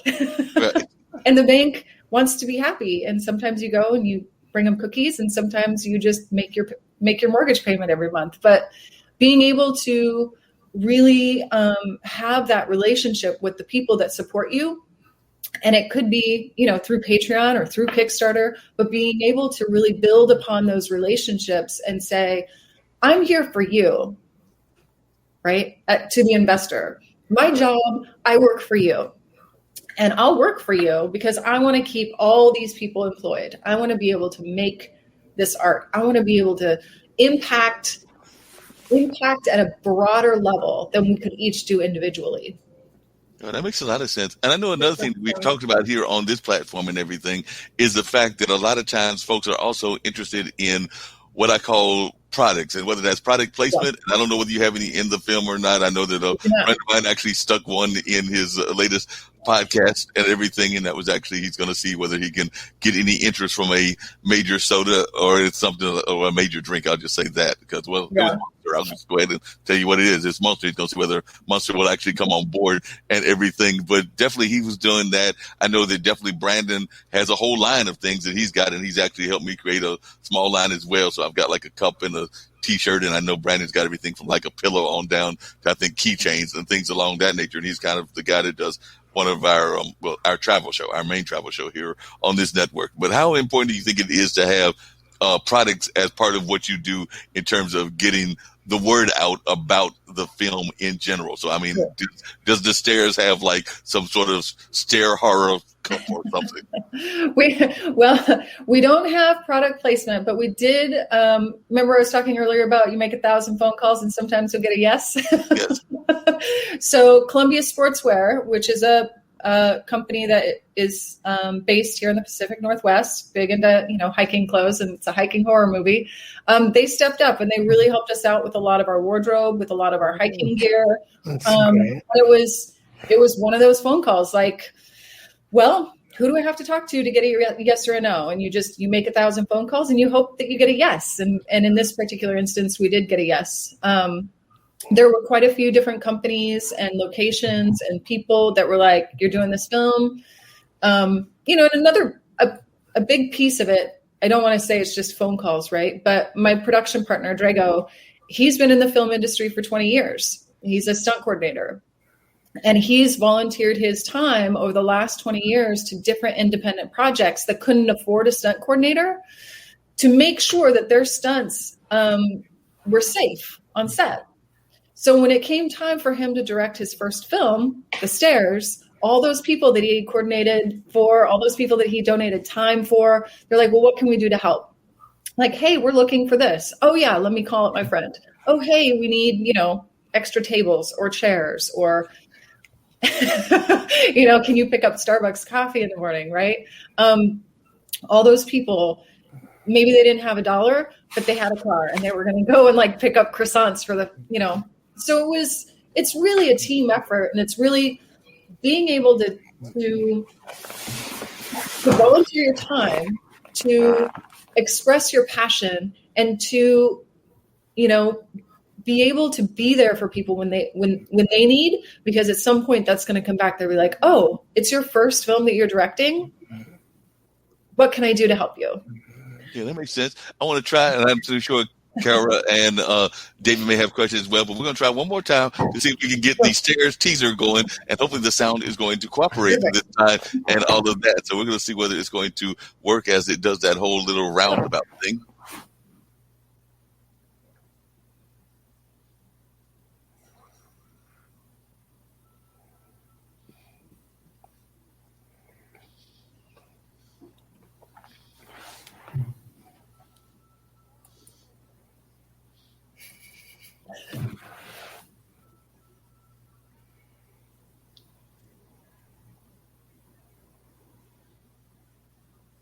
We're not really seeing anything. Yeah.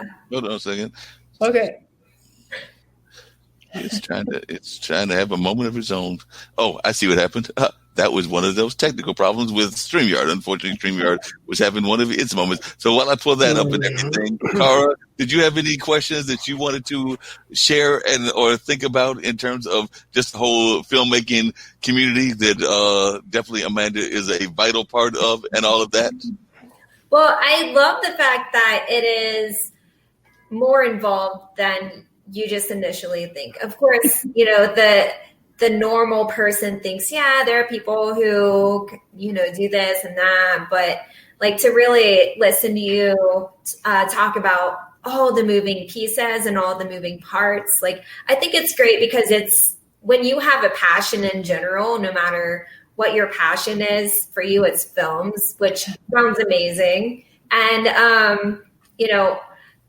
for others, it's something else. And for me, it's health and coaching people. So whatever passion you have, it's bigger than yourself. Yes. And so being able to be like, yeah, this is what I want to achieve, but it's for you. And how can this be done for you, for on a grander scale, and having that support so that you can help each other out. And that is so essential, because when you're working with other people, they have other passions as well. And it's just about, just helping each other out. And for you, sounds like a whole bunch of moving parts, which sounds pretty amazing, really. Yeah. Travel schedules and, oh yeah. Yes. So you guys, I find it like it's like a 3-dimensional moving puzzle that you're trying to put together that you hope doesn't collapse before you get it together. Yeah. And it's still moving. Yeah. That's an interesting analogy. I want to hear more about this analogy of the 3 puzzles and everything. And let's see if it works this time. Is everything okay? Everything's gonna be fine. Just little better.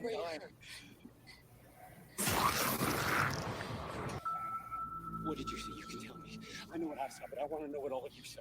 You're gonna be okay. We're all gonna be okay. This is far from okay, man. You all are acting like seeing a maggot baby and a man shooting himself in the head as a normal day of hiking.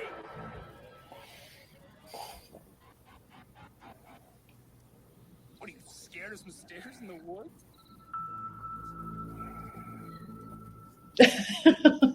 Wow. Dutch lady.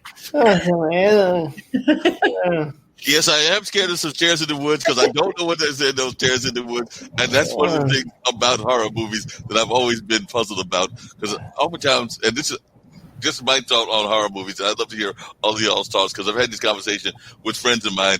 It always seems that there's always the fact that you know that the monster is there, but you still go into the room even though you know the monster is there. I don't care whether it was like Jaws, everybody knew that the shark was eating everybody and everything, and those other ones that you know, you've already lost several people already, and the folks still go down to visit the person. And I'm going like, did we just lose somebody down there? Did we lose 4 people down there? But you still keep on going. So that's always what I've always been puzzled about with horror movies in general and scary movies. Is I'm sitting there going like, it's the logical person in me going like, wait a minute, we've already eliminated half the crew and everything. So why do we keep going back to that same area? Yeah, it's the human condition, right? It's the like fight or flight, paralyzed with fear, or and we're innately curious, right? Our little primal brains are like, that can't happen. That's not real. So yeah, I love it.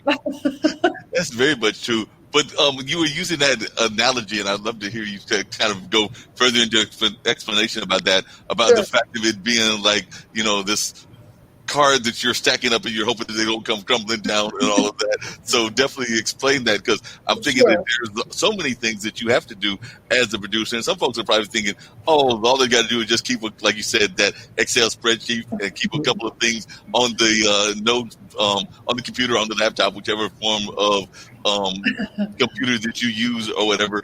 And they're probably thinking that it's an easy job.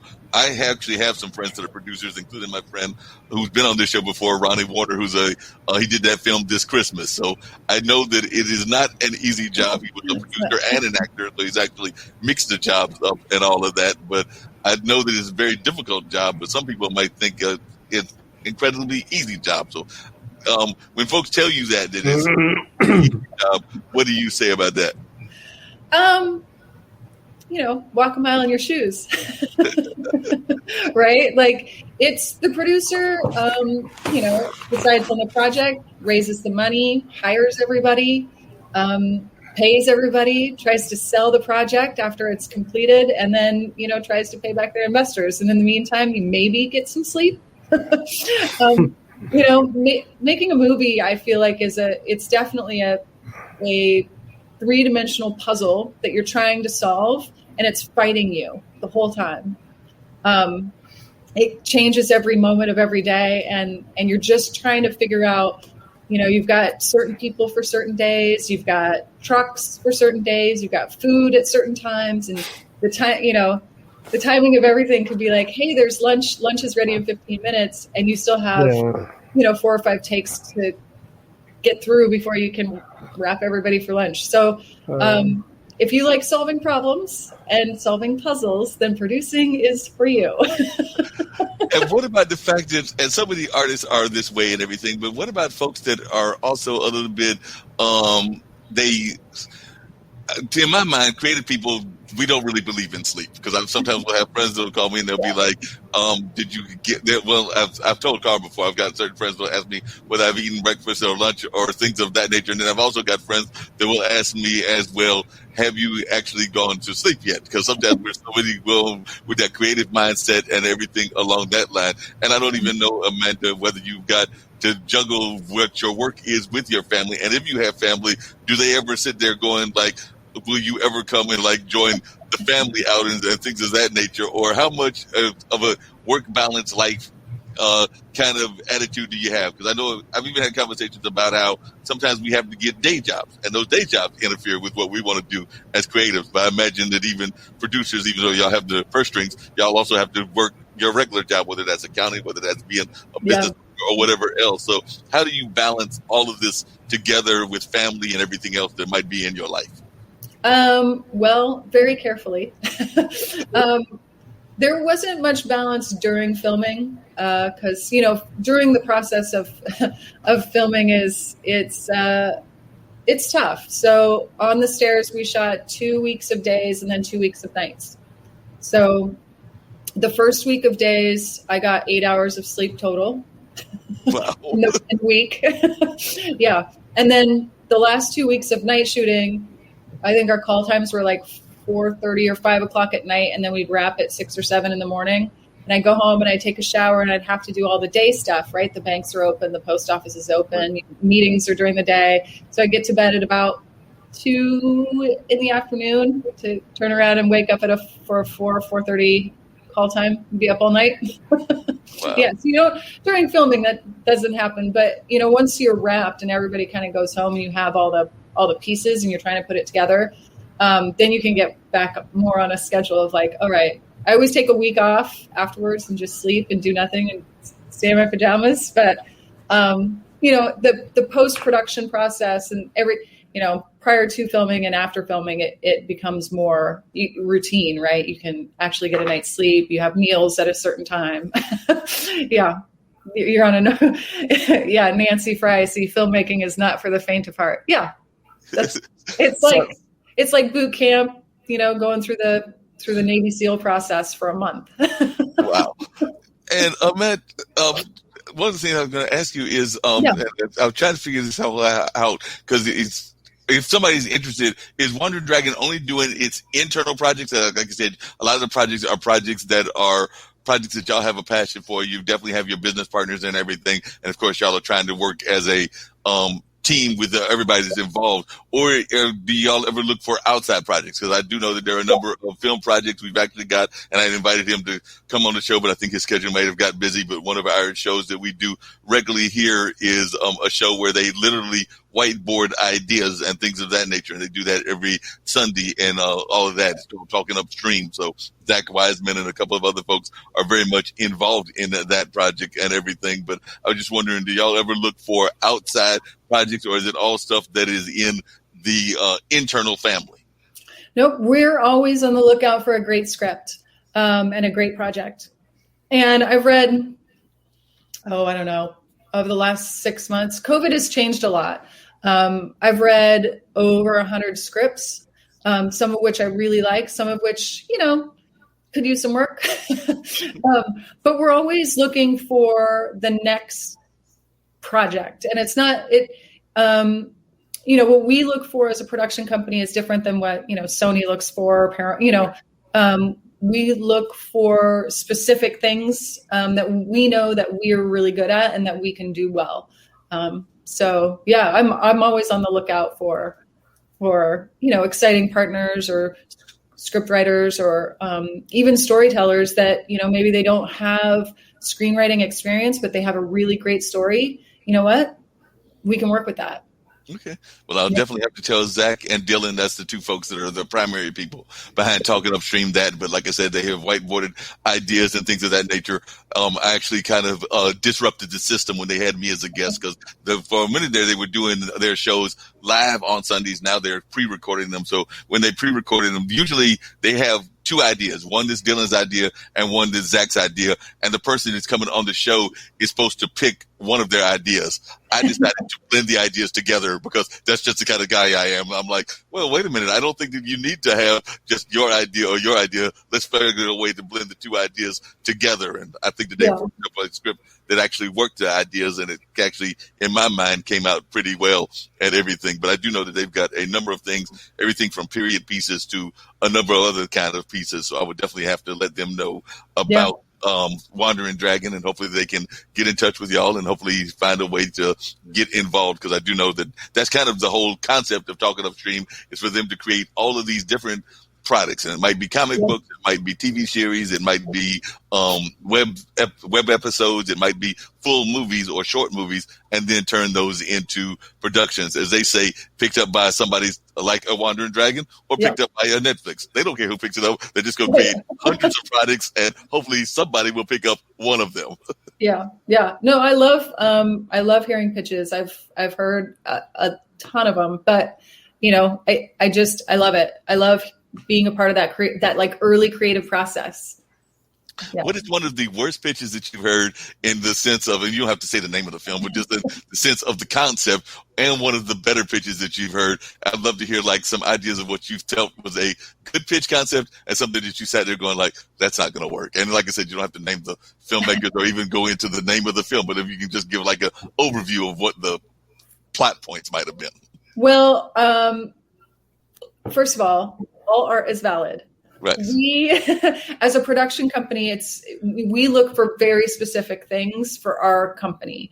It's important to us to have representation, both men, women, people of color. It's important to us to have a story that has some sort of emotional hook, rather than just, whatever the story is. And it's important to us because we have access to stunts and special effects in a way that, not a lot of indie production companies have, having that production value. So I probably wouldn't choose a period piece drama. Right. Just because it doesn't lean into our strengths, and but that doesn't mean that there isn't another amazing production company that would choose a period piece drama, right? I'm going to lean more into something where I can blow something up, I can light somebody on fire, I can like have a lot of guns and action, or somebody falling from a high height, right. Car chases, we lean into that production value.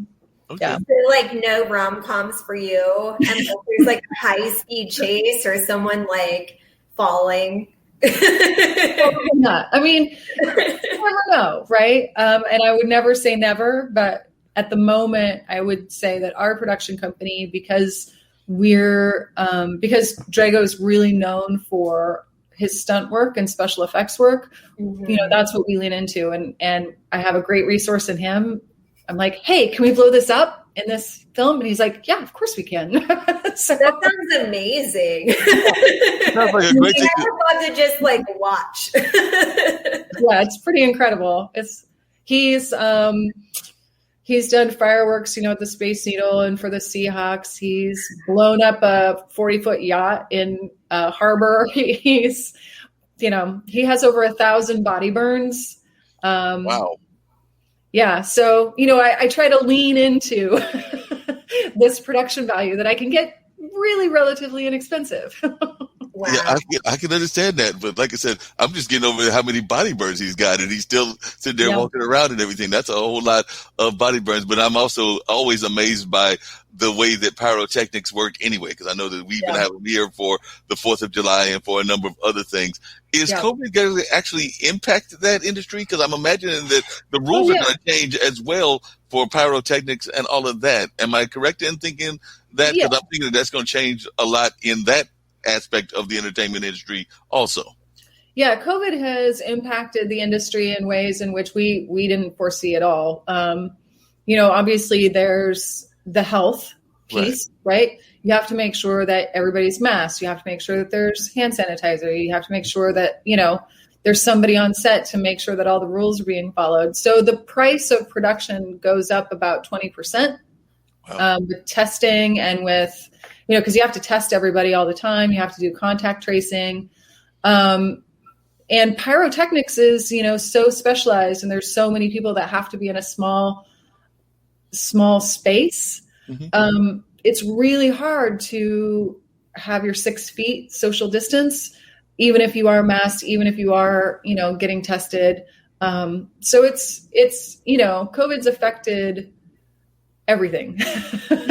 In filming, you've got your actors and maybe the scene is, they're 6 feet apart, but you have a monitor where your director is supposed to be. You've got your, sound crew there that have to be 6 feet apart. You've got your first assistant director. You've got your script supervisor. Like you've got 6, 7, 8 people in a very tight spot. So yeah, it's tricky.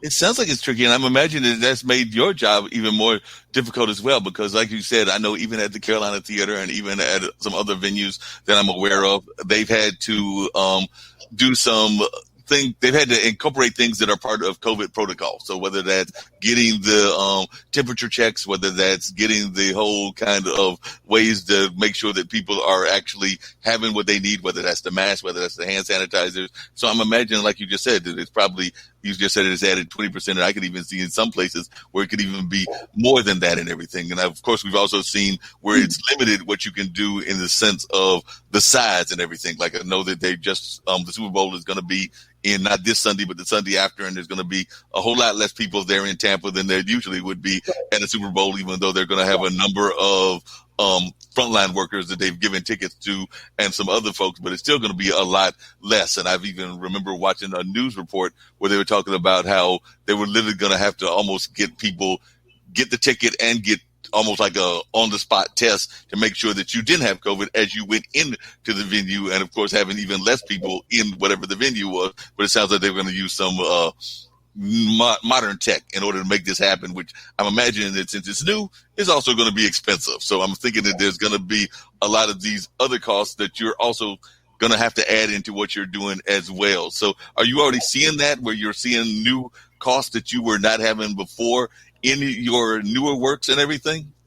Yeah, I mean, Kara, this impacts you, I'm sure. Like on film set, we have to feed people, and usually it's a buffet style, and you can't do that.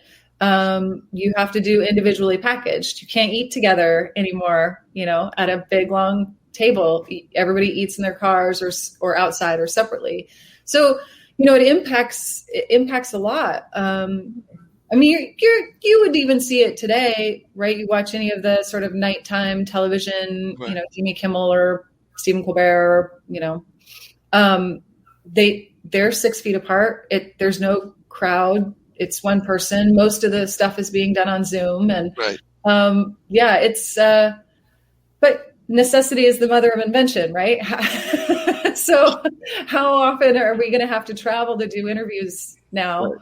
Or how often are we going to have to, I think we, like as a society, we're just kind of rethinking how we can streamline the things that we're doing and maybe save some money in other places to make sure that everybody stays safe, for sure. Yeah, and definitely that's going on a lot. And I know a lot of people are doing that whole streamlining. And you're right. I remember that when Saturday Night Live was first coming out during the early part of the COVID pandemic and everything, they were definitely using, I wasn't sure whether it was Zoom or whether it was StreamYard, but they were definitely using a lot of these type of platforms because they were all at home doing their skits and then producing them in kind of this kind of group environment and all of that. So definitely I think that we're seeing that in a number of the entertainment industries where they're trying to come up with creative ways to get people's messages out there. Because I do think that the art is very much about messaging and all of that. I did want to get one other one that you've got on that you had sent me, which was one that is coming up in February in less than a month. And that is called Burn It All. So I did want to get that on before we get ready to get out of here. And then one of the things that I always do, as Kara knows from having been on the show a couple of times, is I always give people a chance to give their words of encouragement, their words of positivity, and all of that. So I definitely want you to do that also. So you can be thinking about that. But in the meantime, I did want folks to catch a little bit of Burn It All as well. So I'm going to try to pull that one up by the YouTube clip that you sent me, because I think folks will definitely enjoy that one also. Yeah. This one comes out February 19th, I believe. Yeah. So it'll be out February 19th, you said? Yep. Cool. Burn It All. That's right. So we're going to see if we can't pull that one up in just a matter of a minute or so. You're trying to be there while I'm pulling it up and getting it all to go and everything. If you can share a little bit about that positivity thought. There we go. I just got it. You got it? Yep. But you can still give your positivity thought. Well, my words of encouragement is don't stop.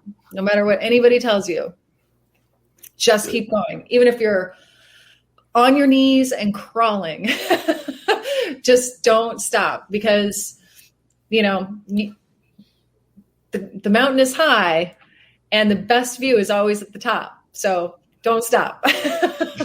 Sounds great. Great advice. I like that. And there is Burn It All. And let's see. Yeah. This will be great. Cool.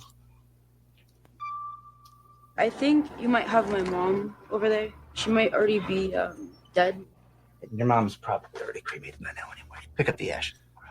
My mom was cremated here today. It's closed. I just need 2 minutes. You're supposed to be back here anyway. Okay, seriously, what's going on here? So what is it that you think that you've stumbled onto here? Stupid girl! What are you doing here? We process organs and tissue here. This is my mother. You want to find a phone, call the cops? Yeah, they have my mom back there. Call the cops? That won't work how you think. You're in on it. We have a good thing going. If there's any exposure, they'll leave and they'll take all of their money and everyone here loses. Including you. You run a very lucrative business.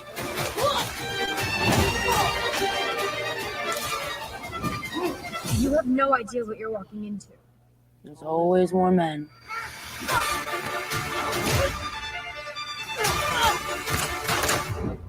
You don't think a woman is capable of doing all of this? I've made mincemeat out of a whole bunch of guys we thought were good at their job.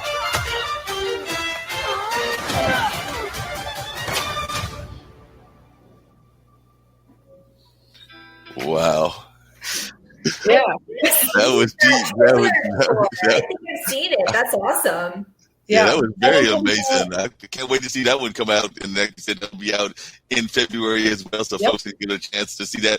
One of the things that I was watching that I was thinking about that I was going to ask you, Amanda, is how important do you think it is to go after just the big guns when you're going after financing? Because I do know that a lot of times folks will think that they need to go after only the big guns. And by that, I mean the corporations, the things of that nature. Whereas I'm a big believer in the fact that sometimes your best investors might be, as I was jokingly saying earlier, from the friends and family plan and all of that. And some of the other folks, it might even be small businesses, because we know that in a lot of places, whether it's like a Cincinnati where Kara is at, or here in Durham where I'm at, a lot of times it might be the small business owner that might be the one that can help you in creating something, maybe even giving you a location for your movie or things along those lines. So how important do you think it is to go after a wide variety of people when you're trying to go after different investors and being a producer and all that? How important is it to explore all the avenues? I think it is the most important thing. As a producer, it takes a village, right? And for Burn It All, most of our locations were donated. Most of our it's the 1,000 phone call, right? It's the 1,000 phone call. And when I talked about building your team and building your advocates, those people are there, right? It's just a matter of asking. And it could be your neighbor, and it could be your neighbor's neighbor. It could be, $100. It could be $1,000. But you want to build that team so that you can do more and more projects, and those projects can get bigger and bigger. And of course, call the big companies, right? But look at who's around you. Right. Like Nevermore has been a huge supporter of the Stairs, and they've been incredible. And you guys have your village, and we just happen to get lucky. and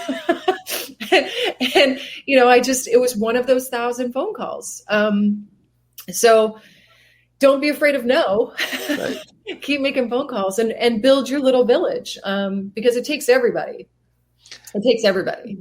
And I'm sure Jim would be curious to know this, and he may have already told him. Jim is the one of the primary film person there at the Carolina Theater and everything. But how did y'all find Nevermore, and how important is the festival circuit to what y'all do and everything? Because I do know that there's different niche film festivals. Yep. There's definitely like an African American film festivals throughout the country, including a major one in Miami. Of course, there's the Big Sundance, which somebody had referred to earlier. It was actually Rahman that mentioned it earlier. And of course, there's Full Frame, which is our big documentary film festival here in Durham as well. But how did y'all learn about Nevermore, and how many festivals are y'all planning to attend with the Stairs? Well, we learned about Nevermore actually through Dread Central. They put out their 100 best horror film festivals, and it was literally the 1,000 phone call plan, right? Hey, are you taking submissions? Hey, we've got this film. When is your event happening? And it was, how do I submit? What do I do? And it was literally that. It was, and Jim has been absolutely amazing, and everybody at Nevermore has been so welcoming. So yeah, that's how we got in contact with Nevermore, and it's been incredible. It's been incredible. Your second piece of the question was the film festival circuit. Yes. This is the first film that we've done the circuit on, and I think Nevermore is our third or fourth festival. Okay. And we've won 10 awards already. Oh, wow. And the first three, we pulled a hat trick on the first three. So the first three festivals that we were in, we won something. We won the European Cinematography Award. We've won the Queen Palm International Film Festival Best Film Award. And we got into Nevermore, and we've, it's been incredible. The reception of this film has been absolutely overwhelming. Yeah. And it's part of the reason that y'all have done the festivals this time as opposed to last time because of COVID, as y'all would have probably done a different kind of release strategy as opposed to the festivals if it had not been for COVID and the pandemic that we're in? Or do you think that you would have still been doing the same strategy regardless? I think on this particular film, we would have done the festival circuit regardless. Horror, as a genre, is a much different community than, say, a female-driven action film like Burn It All, or a war film like Alone We Fight, right? The horror film community is important for us to be involved in making a horror film. And Drago is a huge horror film fanatic, and he wanted to be able to have this film available for those people that attend film festivals. I mean, he's the guy that was sneaking out of his bed at night to watch Elvira's Midnight Macabre. Wow. So it was really important. It was important for him to give back to the community, right? That gave him so much. And so we wanted to be able to participate and bring this film to the film festival community so that they could enjoy it, especially, the horror community. And the horror community is such a niche community. I know when I was talking to my friend, Zach, who's into the funk music and everything, he's actually trying to figure out some ways to market his funk music and everything. But funk music is very niche. I would argue that horror movies are very niche as well. So how do you go about marketing to something that is a niche-oriented field? Because I'm sure that Zach will probably go back and watch this later on because he's a good friend of mine, and he'll probably be trying to figure out how to do more niche marketing because, like I said, horror is niche. Definitely funk music is niche. I'm into blues music. That's definitely niche. And there are a couple of other things that are niche oriented in a number of fields and everything. But when you're doing something that's more niche marketing, what's the best way in your mind to go after those niche markets? Well, I mean, I have sort of a different strategy around it because I'm I don't think that this film just applies to horror. I don't think the horror genre owns this film, right? I think that there's underlying stories and themes in this particular project that can find a reception in the mainstream audience. Because it's not gory and it's not paranormal, right? It's not a Paranormal Activity or a Blair Witch Project or a Saw type film. And it has sort of recognizable people, John Schneider, Kathleen Quinlan. I showed it to my folks who hate horror movies, but my dad's like, yes, that's good. It's nice to see John on TV again, you know? So I think it kind of, yes, it's a horror movie and we definitely want to play to the strength, but I think that there is an opportunity for it to have broad appeal because I don't want to count people out that maybe think of horror movies as, you know, the Saw franchise or Paranormal Activity, right? Not all horror movies are like that. And so I'm all about bringing more people into the fold, right? Getting more people involved in the community, get more people involved into film. And so my strategy is not a niche market strategy. Right. But I leave that up to the professionals. Gotcha. Right? But it seems like you have you have a theme that you like, such as blowing things up. And, you know, but yeah, just those 3 movies alone, they're not similar, but they have similar elements that you can tie. And that makes these films like trademark of you. So that's pretty awesome. You know, it's good. It's good to be niche-y sometimes, and other times it's just good to have a trademark, you know? And that's important, like whatever your passion is. You don't have to be like, I'm a one-trick pony and all I do is like gore and blowing things up. There's nothing else. Like you're like, we love blowing things up and let's see what else we can weave into that. Yep. That's pretty amazing. Yeah, that makes a lot of sense. What does the name Wandering Dragon mean and everything? Like I said, I've been looking at that name the whole time, and I was wondering how y'all came up with the name Wandering Dragon. I'm assuming it might be part of your business partner's last name since it's got some similarities there and everything. But I was just wondering how Wandering Dragon came about. And also, as I mentioned earlier, there might be some people watching that are filmmakers as well as just good storytellers, as you said, and everything. So if they've got ideas, how would they reach you as the producer or as one of the people that's one of the principals within Wandering Dragon? So those are the kind of like wrap-up questions. Is 1, how Wandering Dragon came about, and 2, how can they reach you? Sure. So dragons love to collect shiny, precious objects and take them into their cave. And we like to travel around to find those shiny objects, right? So Wandering Dragon is just this homage to, traveling around and finding that shiny object and kind of taking it up through the process. And people can get a hold of us. It's Wandering Dragon Productions, singular dragon, multiple productions @gmail.com. Okay. Sounds great. So hopefully folks will definitely keep that in mind and reach out to you and things of that nature. Yeah. Do you ever do anything outside of, like if somebody's listening that is interested in having you be a producer outside of the Wandering Dragon family, do you ever produce outside of the film family? So do you ever produce yourself, say in the TV world or in restaurants or in a number of other things that folks may say, hey, that Amanda sounds like a really wonderful lady. I need to get her involved on my business side and everything. Or you pretty much, your plate is already full? Because I do know that sometimes people's plates get full. My plate's never full. I'll tell you right up front. If my plate ever gets full, I'm one of those very honest people. I do a lot of producing outside of the production company.